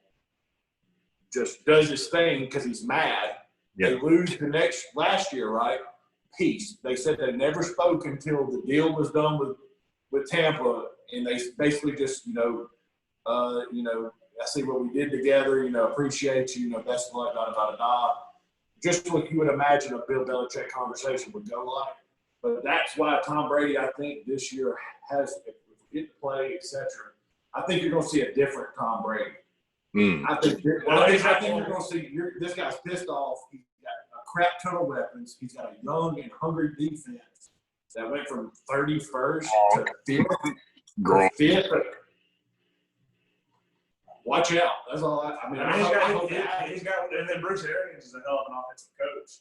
And then I said he finally has like legitimate weapons every Fawcett. So they're going to be chunking it all game long. Yeah, we got to have something. I mean, because if not, Pat Mahomes just going to run everything. Who's the running backs on Tampa Bay's team? Charles James the third, and then it's Ronald Jones. Ronald Jones. Now, he was actually he's a USC. I remember Ronald Jones. He's a young buck in the league. But he was kind of really raw. He was literally didn't really have good pass catching ability when he his first year. Because I didn't draft him fantasy, and I picked him up. And he was a good fledged player every once in a while. He's got speed, but maybe if he has a good spring, who knows? And then also don't forget at tight end. You got a 6'9" animal named Gronk. That thank God retired from the WWE. I tuned in to watch. No doubt about it. He was awesome. Okay. Honestly, the best thing that happened to him because I think Gronk really got healthy. Yeah. So I think now he's playing. Even though he looked great on scoring, and you could tell he had a great game, and then he would have a real big inconsistent bad game. Not bad for Gronk, but still good. But it's hard when you're hurt. Yeah, he was playing hurt, and I think that year off, he lost a lot of weight, and then he's keeping it off. Yeah, and then he put some back on, but just enough. And so he just looks healthier too. Sometimes you need that. I mean, especially at his position because they block and he gets tackled all the time. Gronk didn't play tight end like normal people like tight ends play. He wasn't a passer. He wasn't just a catching, a vertical.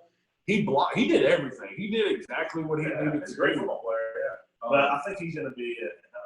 Obviously he's an animal. Him and Brady have that chemistry. So NFC South. I'm a Saints fan, but I'm nervous because I think Atlanta still has some. They have weapons too. They've had weapons for 6 years. True. Yeah. So, Mike Ice is going to be the best quarterback never to win nothing. But they always play the Saints tough. Always. Dude, what's his name? Matt Ryan. Yeah, Matt Ryan, dude. He's the best quarterback I've ever seen in my life. Honestly, yeah. That is the best way to put it. He's the best quarterback ever. Yeah. And he makes the best receiver in the NFL not good. No, yeah. How do you not you said it. Yeah. You said it. Yeah. You don't have to explain. You said it. Julio's the best receiver in the league, but you make Julio Jones if you give Tom Brady, if you give Aaron Rodgers, if you give Pat Mahomes, if you give Pat Mahomes or Julio Jones, if you give them to Julio's going for 125, 2 TDs every single game. Dude, and in big games, he's going to go for 300. The Chiefs should have traded for Julio.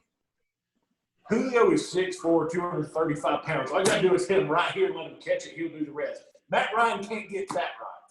Dude, you ain't have to hit him right here. You can hit him over there. He'll go get it. Honestly, Matt Ryan, I mean, like, when they lost the Super Bowl to the Pats, like, don't get me wrong, the Pats defense stepped up second half, made the plays it had to get them back in the game. But, like, they literally just needed to complete a pass to Julio to keep the clock running, and that game probably ended differently. They just couldn't convert. Like, it was just the same. Like, get your best player to them. Get the ball in his hands. A lot of that was close. Yeah, oh, yeah. If you see it going downhill, what are you doing? Yeah. I would have just gave it. And then they start running with, like, Devontae. Like, I don't know. They just did a lot of things that are, like, questionable. And then they ship him off. I think he's been hurt, too. He kind of fell off, but I think he's been – Atlanta got there and lost ugly. Not that they got whipped, but they were up and should have won and then didn't. Yeah. Which is even worse than getting whipped, I think. Being a sports guy, you gave up a lead, you lost the game, you should have won it. But anyway, man, I think they got there and then they lost and it was just done. It was like, hey, Matt Ryan, let's be a 9-win team. Screw it, we can't win it. I hate the Patriots. I think that's what they said. Like, I'm done. I don't care. Yeah. Build a new stadium with the money we got from making it to the Super Bowl. I'm just done. Let's just make some money. And then you got teams, I think you got franchises or whatever that are hungry, that want to get there. Yeah. The Ravens, they're still hungry. The Chiefs wanted, they were hungry. They wanted to be there. You see the Titans making a big play. The Tennessee Titans making a play at the Super Bowl. I mean, they still have ways to go, but like just the moves they made, like Kyler Murray, you got Hopkins. It's gonna be pretty interesting. Let's see what Arizona can do because that young coach who's offensive minded, like I said, Murray, he's pretty good. What you got to worry about if you're Arizona is this exactly. Okay, let's say Murray and them in Arizona goes out this year and has a 10-11 win season. That coach will be coaching somewhere else. Someone will pull Kingsbury out of Arizona, 100%. They will pull him out after this year to go coach somewhere else, and they'll pay him a lot of money. I don't know. They're giving him a lot of control. I mean, like, they let him ship off Rosen and draft Murray. You know what I'm saying? Like, they're kind of giving him the key. The problem is, who got fired for drafting Rosen? That's what I would think that guy. Like, what were you thinking? Yeah, is he with Miami now? Still? I think he is. Who cares? I mean, I know it's Fitzpatrick. I mean, he's not playing. I saw him at the golf course. Hey, I feel bad for him because, like, with the money he's got, he could. So he's laughing at me, so I can make jokes. I just feel bad for him because, like, he talked so much crap about the draft, like saying like he was, all these teams that did pick him first for like a regret and all this stuff. He was right. They should have picked him in the 6th round. Yeah, 109. I just wouldn't be personally. I mean, like, I would be humble. I wouldn't be that cocky, even if I was really good. Like, I don't know. Yes, he would. He's a liar. No, I wouldn't. That's just crazy. I just thought it was crazy when he was saying it. I was like, dude, you're setting yourself up for failure big time. Well, see, what he didn't realize. You gotta have confidence, but like, why would you say that? What he didn't realize was, he wasn't going to play Arizona State. He was going to play the one best player, and said there's 11 of them. Yeah. Like you know what I'm saying. If you're playing another team, there's that one guy, maybe high school or college, it's like boom, boom, boom. That one player is 11 of them, and guess what? If them ain't good, they got 20 more on the sidelines ready to go. I mean, it's a different level in the NFL. I realized something was wrong with him in college because he I don't know if y'all remember, but when he was at UCLA, he was saying something about how UCLA would be a better team if we didn't have such lower standards for our school like Alabama. And I was like, and you hated him ever since. Yeah, I've hated that ever since. And jealous much. It almost kind of really got funny the first game of the season because they played Tennessee and Tennessee was killing them by like 30 points. But UCLA came back and had like the greatest comeback in history. It was the biggest comeback in college football history. And I was like, well, dang, that almost served them right there. Yeah, and at the same time, I mean, they were playing Tennessee, so. Yeah. But, I realized something was wrong with him from that when he made that statement. They asked Saban about it. I can't remember what Saban said, but I was like, yeah, that was probably the worst statement he could have ever made. But teams still drafted him, and he showed how trash he is. He was a trash quarterback. I really think he was a bad quarterback in college. I don't know why people liked him so much. I do too. I think he made in college alone. I watched quite a bit of him. I don't know why. Maybe because when UCLA came on here, it was like the only game on. Yeah. But he didn't make great decisions. He was a gunslinger. He was going to throw the ball, and sometimes it's just like like Brett Favre was known as that. He's going to sling the ball around. Hey, I can throw it 80 yards. I'm going to show you I can throw it. Yeah. But he didn't really have. He didn't have it to back it up. No. I mean, sometimes you can tell a gunslinger when you see one. In college, he made awful mistakes. He threw a lot of picks. It showed. I don't see what they saw. I get the potential, but at some point, like if I was betting on $1 billion franchise, I'm going to take that guy I know is going to come put in the work and do it. Not saying that he didn't, but he just seemed like he grew up as a rich kid who just had money and his parents paid for him to have trainers, and he just always had it made. And then NFL hit him, and he was like, "Oh." and not knowing that answer to The that, NFC West thing, got it. and not knowing the answer to that, but from my perspective, you're totally right. He probably everything kind of came easy to him. He's probably a stud. Obviously, when at some point though, you ain't the biggest baddest boy in the room. Yeah. I mean, and playing in the Pac-12 probably didn't help him at all. Oh no. I mean, you can't really name a great defense in the Pac-12. Can't do it. I got you. USC in 2003. Okay. Yeah. Since then, nothing. And it's shown. So it happens. Yeah. I'm definitely. Speaking of USC, that's still one of my favorite all-time national title games. Texas USC. That's such a good one.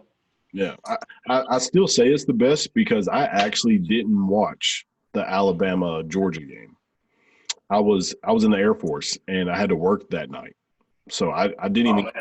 Yeah, I didn't even get a chance to watch that game. Somebody was watching it or getting the updates on their phone, and they were telling me about it because I was physically working, and they came in to like get some parts, and they said, "Oh, Alabama's got them in overtime with them." I was like, "What?" And they told me they kicked they had threw the pass and the game over. I was like, "Oh my god!" That was a wild play too. There's been some great ones. I mean, the Alabama Clemson's that's some hard. Even the one that Alabama lost, Deshaun Watson put on a show against Alabama. Even in a loss, and people didn't give him the recognition he deserved. But I watched that man lose to Alabama. I watched him beat Alabama, and that he's on the consistent basis. He did everything he could to put his team in a win. Yeah, I'm kind of afraid that the USC Texas game is kind of like that nostalgia of it's an older thing. Like that's our generation's game, kind of like I think it was 1985, maybe. OJ, did he play back then? Or I can't remember who it was, but it was something, some older game, and I just feel like I don't know. That's our generation's game where like it might not have actually been that great, but since it's like a memory we have, it just makes it that much better. I think you nailed it right there. It was our first real memory of watching and understanding to the fullest maybe of college football. Like because it was a really good game though. No, don't get me wrong, it was a great game, but like maybe the Clemson Alabama games were better, but we just feel like the USC Texas game was better just because it's a memory we had. Just like old cartoons like Ed, Ed, and Eddie and Dexter's Laboratory. We're just like, oh, those are way better than cartoons now. But like, you flip it on, you're gonna be like, yeah, it's like, what? I don't know, watch this every day. Yeah, and not like I don't watch this all the time. Yeah, I get what you're saying. Yeah, but like football's so much bigger, faster, stronger now. Exactly. Yeah, that's gonna tell. Like if Asher ever plays one day, that's gonna tell what those kids are gonna be doing. Yeah. So we'll just see what happens. Yeah. You got guys like DK Metcalf. Oh yeah. I was gonna say not human. Yeah. What in the world? Yeah. I need some. Okay. Yeah. He can jump this high. He's like 6'5". He runs a 4.39, something like that. He's like blazing speed. And he's almost looks as in shape as I do. And I think he's 1% body fat. Yeah. Crazy. I mean, and he plays wide receiver. He don't play defense again. He don't play defensive tackle. He's not playing linebacker. He's not offensive lineman. He goes out and catches balls and runs them into the. Did he? He had a decent season, right? Like he didn't have a great season, but he had a decent, like an okay season. Yeah, he had a really good rookie season from my perspective. A very solid learning, especially how because when they protected him coming out of the draft, they were like, they didn't think he was going to be.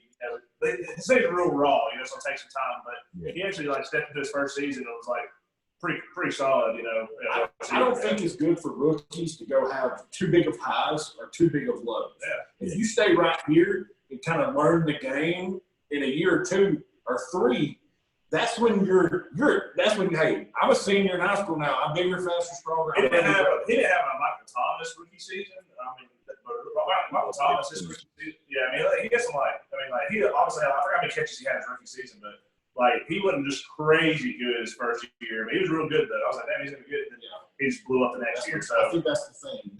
They get another year in the system, another spring under the belt. It just makes a difference. You get used to the speed and everything. So I think somebody who's doing it great right now is Calvin Ridley.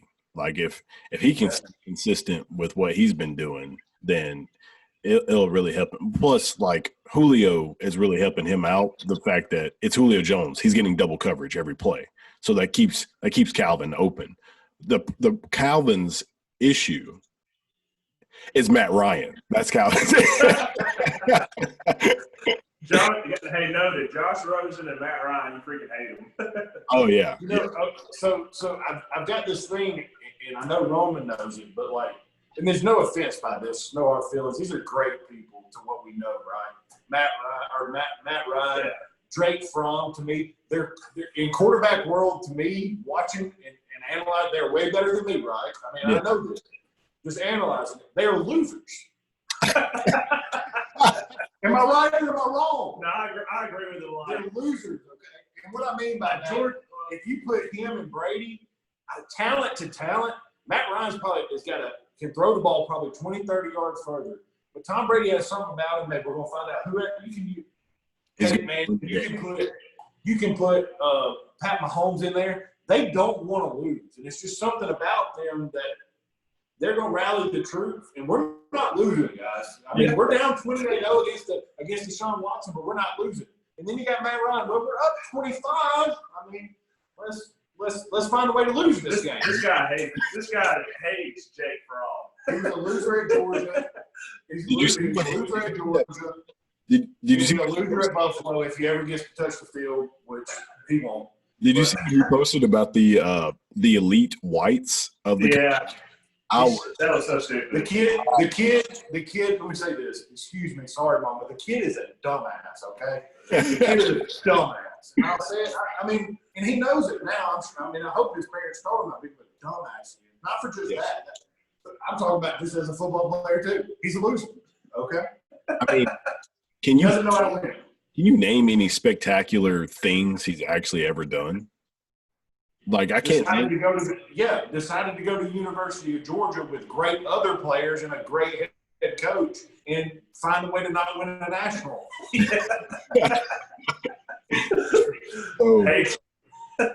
So there's actually Ryan, the same thing. Great organization with the Falcons at the time. They've been winners with Vic and other players. They're not bad. Yeah. And gets Julio, and now has Calvin Ridley, which is deadly, by the way, and can't do nothing with them. They had a good tight end that left to go wherever. Hooper went to the Browns, yeah. I don't know why they shipped him off. I really don't. He wanted out. I didn't hear about that. I don't want Matt Ryan throwing me. So there's a couple people that I want to see if y'all know who they are off the top of your head. That's the what is that? I'm going to say probably the Falcons' backup quarterback. Schaub? Matt Schaub, yeah, he used to be with the Texans. I remember once upon top 8, wasn't he? Matt Schaub is back with the Falcons? Is he? Dude, First off, I appreciate you asking a quiz here, but can it be anybody but the Falcons? I mean, I can't watch them. I can't watch I gotta look this up. Watching Matty Ice, I'd rather watch my grandmother throw a pass than Julio. Falcons roster. Dude, if Matt Schaub is the backup quarterback for the Falcons, I will lose it. He was at one point. I'm really not for sure now. Whoever it is, they need to try him out. Shoot, I gotta look at the depth chart. They gave me the roster, and it's just like random people. I think they did it by number. It's not even by number. Oh, it's alphabetical. See what it is. Let's do Falcons depth chart. So I know he went to Texas and he played some there and got rocked. Not his fault. Texas. Yeah, it's Matt Schaub. Yeah. No way. Yeah, and it's Matt, Ben Kirk, and Danny Eatling. I remember Danny Eatling. I can't remember who he played for though. Matt Schaub just turned 65 the other day. That dude, dude, Matt Schaub is 39 years old. I think they have the old. No, don't they still have the oldest kicker too? The Falcons. I don't know. Purdue and LSU. The Falcons just don't care about quarterbacks. They can't care about if your starting quarterback is Matt Ryan and your backup is Matt Schaub. You just don't care about who's on your team. Key to this, Matt Bryant is their kicker, and he's 45. Yeah, he's literally almost 50. You're on to something, Jackson, without saying it. There's something to do with these quarterbacks named Matt. Matt Leinart never proved he couldn't do it. Matt Ryan, Matt Schaub. Don't draft a Matt, okay? I would not draft a Matt. Matt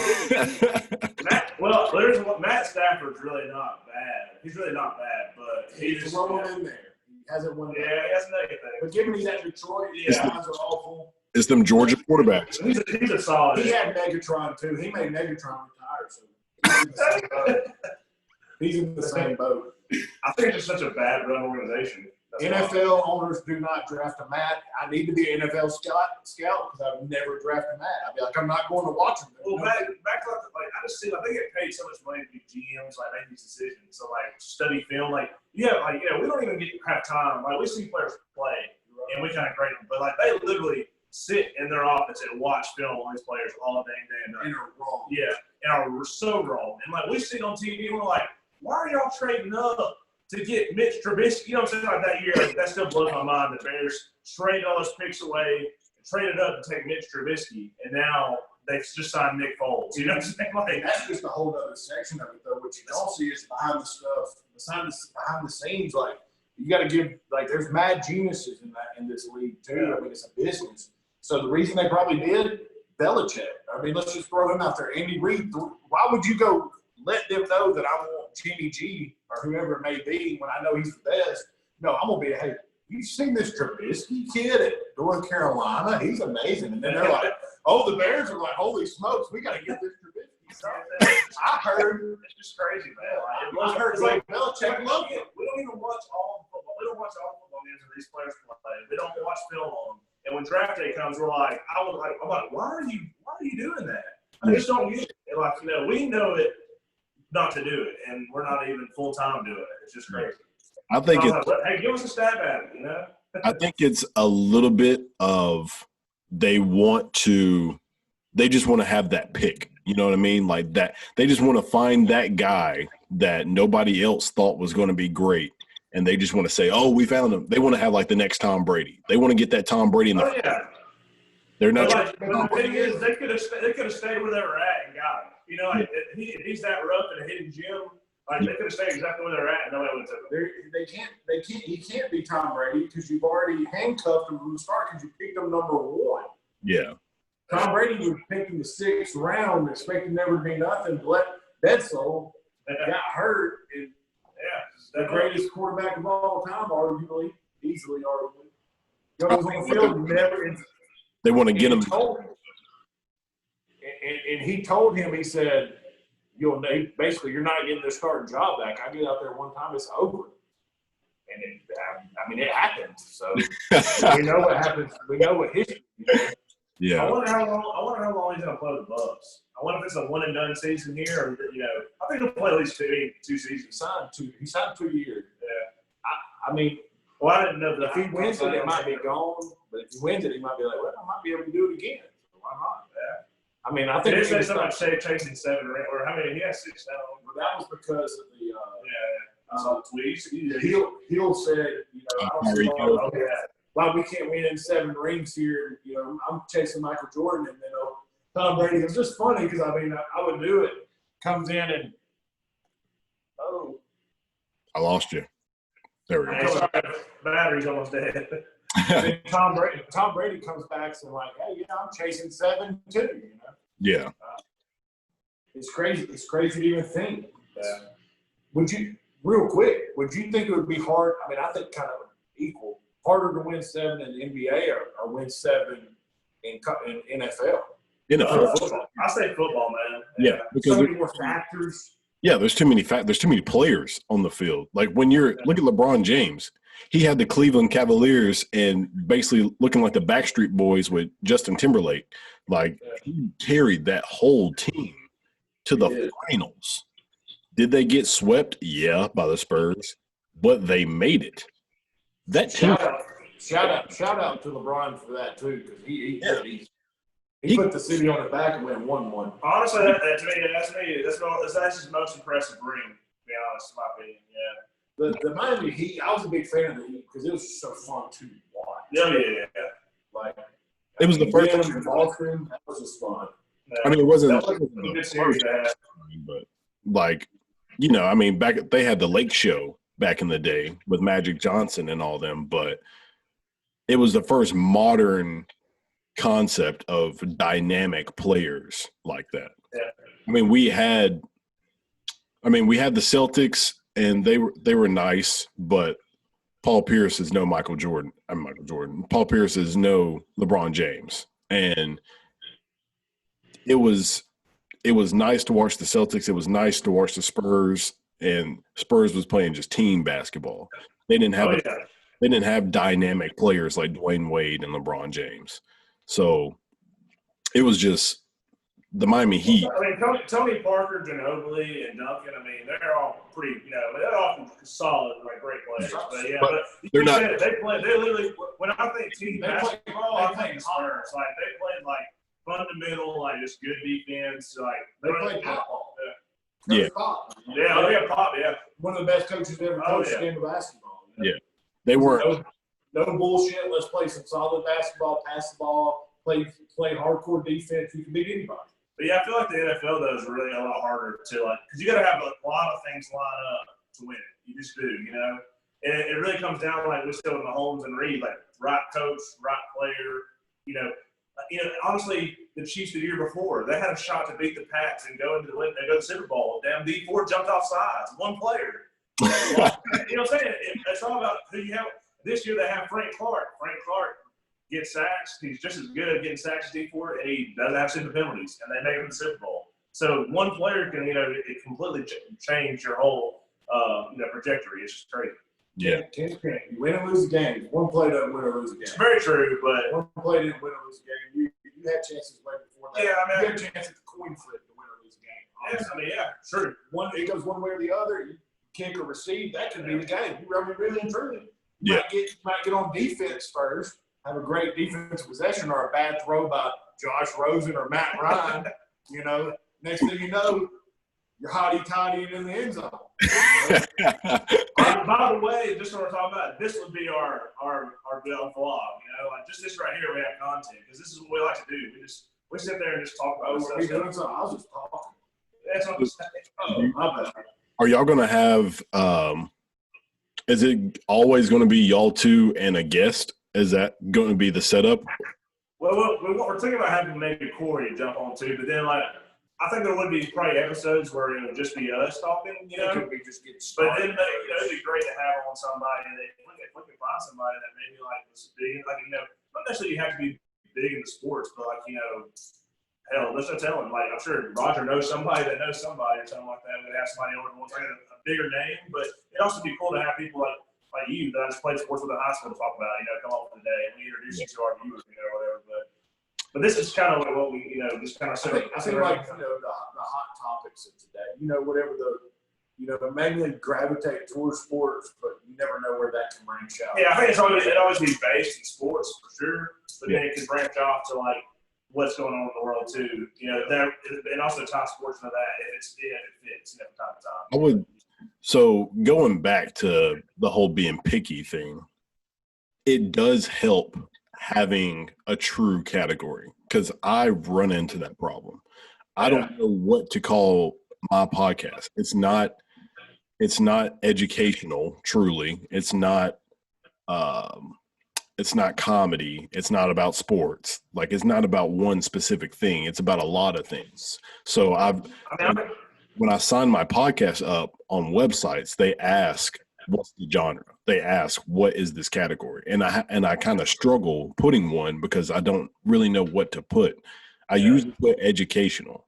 That's what I usually put because it's usually me learning stuff from people and people go into detail. I've had photographers on. I've had surgeons, doctors. I've had musicians, and they all educate me and the audience about what they do. Yeah, something you may not know about their craft. Yeah, I mean, it's super interesting. It really is. Yeah. So it's that in that aspect, you should be picky. Like if that's what y'all like talking about most, then do and make sure your podcast is a sports podcast because it makes it easier for people to find you when they want to look you up and I'm going to look up sports podcasts and you're going to pop up.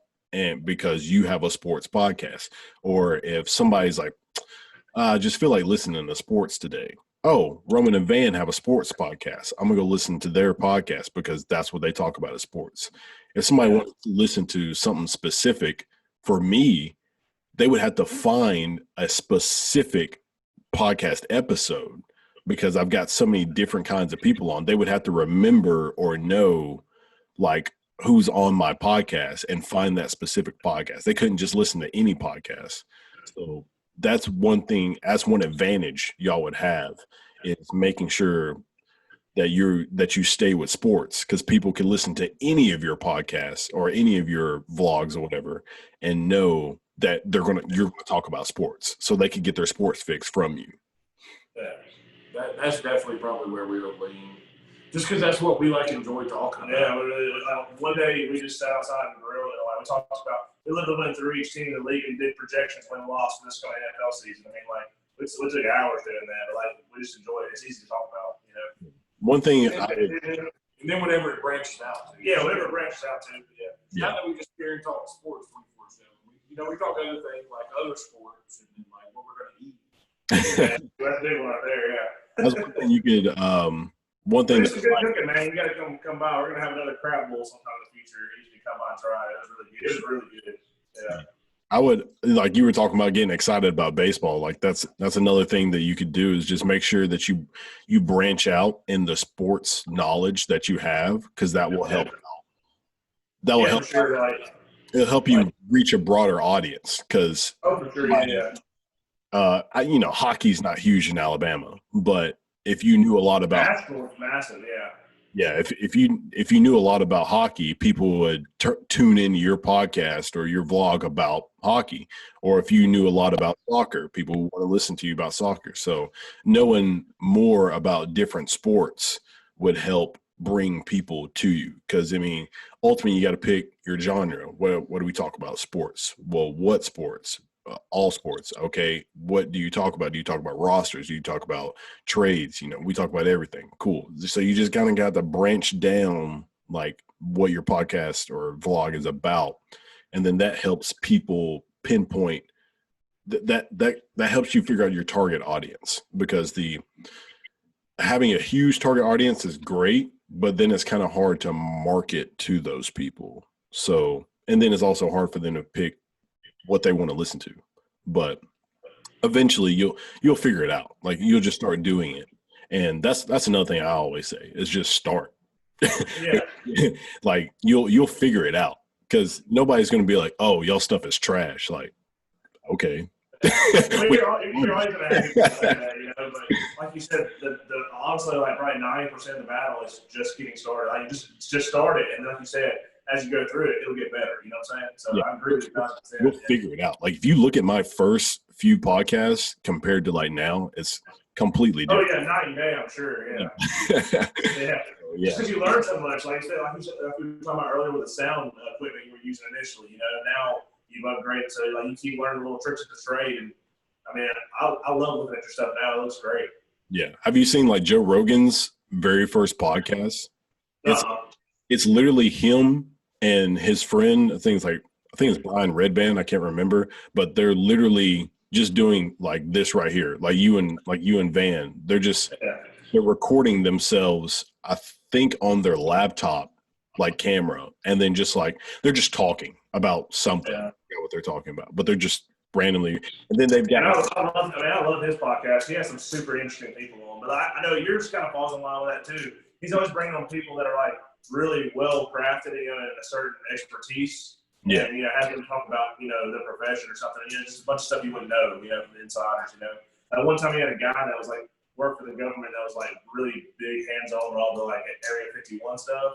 And again, it might have been false. We don't know, but I mean, he was a government official, but it was just interesting. Listen, like he's pretty much confirmed that there was like life on other, they had objects from other planets. Yeah. I was like, wow. I was like, that's true. That's pretty wild. And for y'all stuff, like, so easy. All you got to do is start going to high schools and be like, "Yo, can I talk to the coach?" And then you can start bringing on coaches, and then the coaches be like, "Oh, I know somebody who played at this college," and boom, you can bring on former college players, and then they be like, "Yeah, I know a guy who used to play in the NFL." Boom, now you got former NFL players coming on. I say it right here, right now. I want a D Ford and Roman Brasfield across the table meeting. If we ever get huge, if we ever find a way to get massive, I'll get D Ford on. Let's talk about it. You don't know who the hell I am. We're gonna find that game field too. It's out there. Oh my God. Jackson saw it. I mean, I was playing, but I remember playing a pretty good game. I remember Coach Phillips and all them telling me I played a good game, but hey, I don't know. Yeah, I don't remember anything bad like during that game from you. So I think you did. I know we can find the game field. D Ford, hit us up. You can be on the podcast. You're the first guest. Hell, the first guest. That'd be pretty big, Across the table. Maybe we can get Roman to suit on up.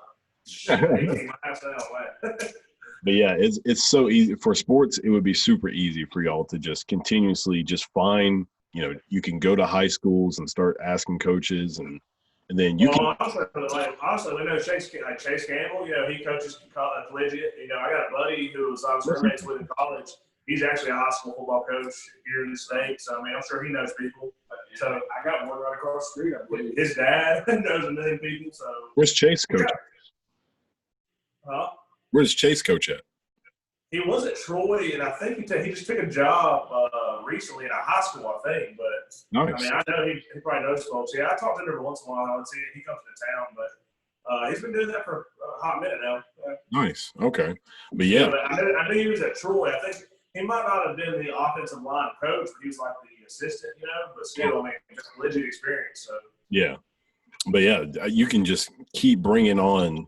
Just keep bringing on those guests. You could even – that would be really interesting. I don't know if they want to do it, but you can find high school kids who are like big-name recruits that are close to in your area and talk to them about recruiting or something like that. That would be kind of cool because you never see that because high school kids end up saying something that they probably shouldn't have. But yeah, I don't mess up any kid opportunity of scholarship.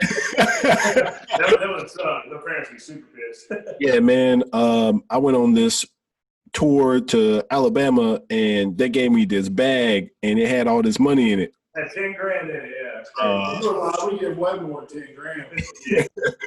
So you're telling me Saban gave you? Yeah, I mean, that's when I know it would be a lie because it would definitely be like a Mercedes. Oh yeah, and about 100 G's. That's small. That's small. That guy got gypped. He ain't never gonna play.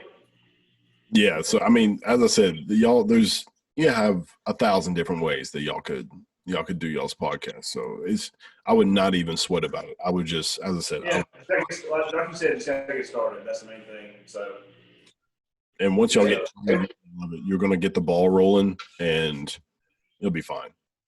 Yeah, today was a start. Yeah, today was a start. Honestly, today was a start. Yeah. I mean, yeah, you can use this video if you want to. I'm just going to post it on.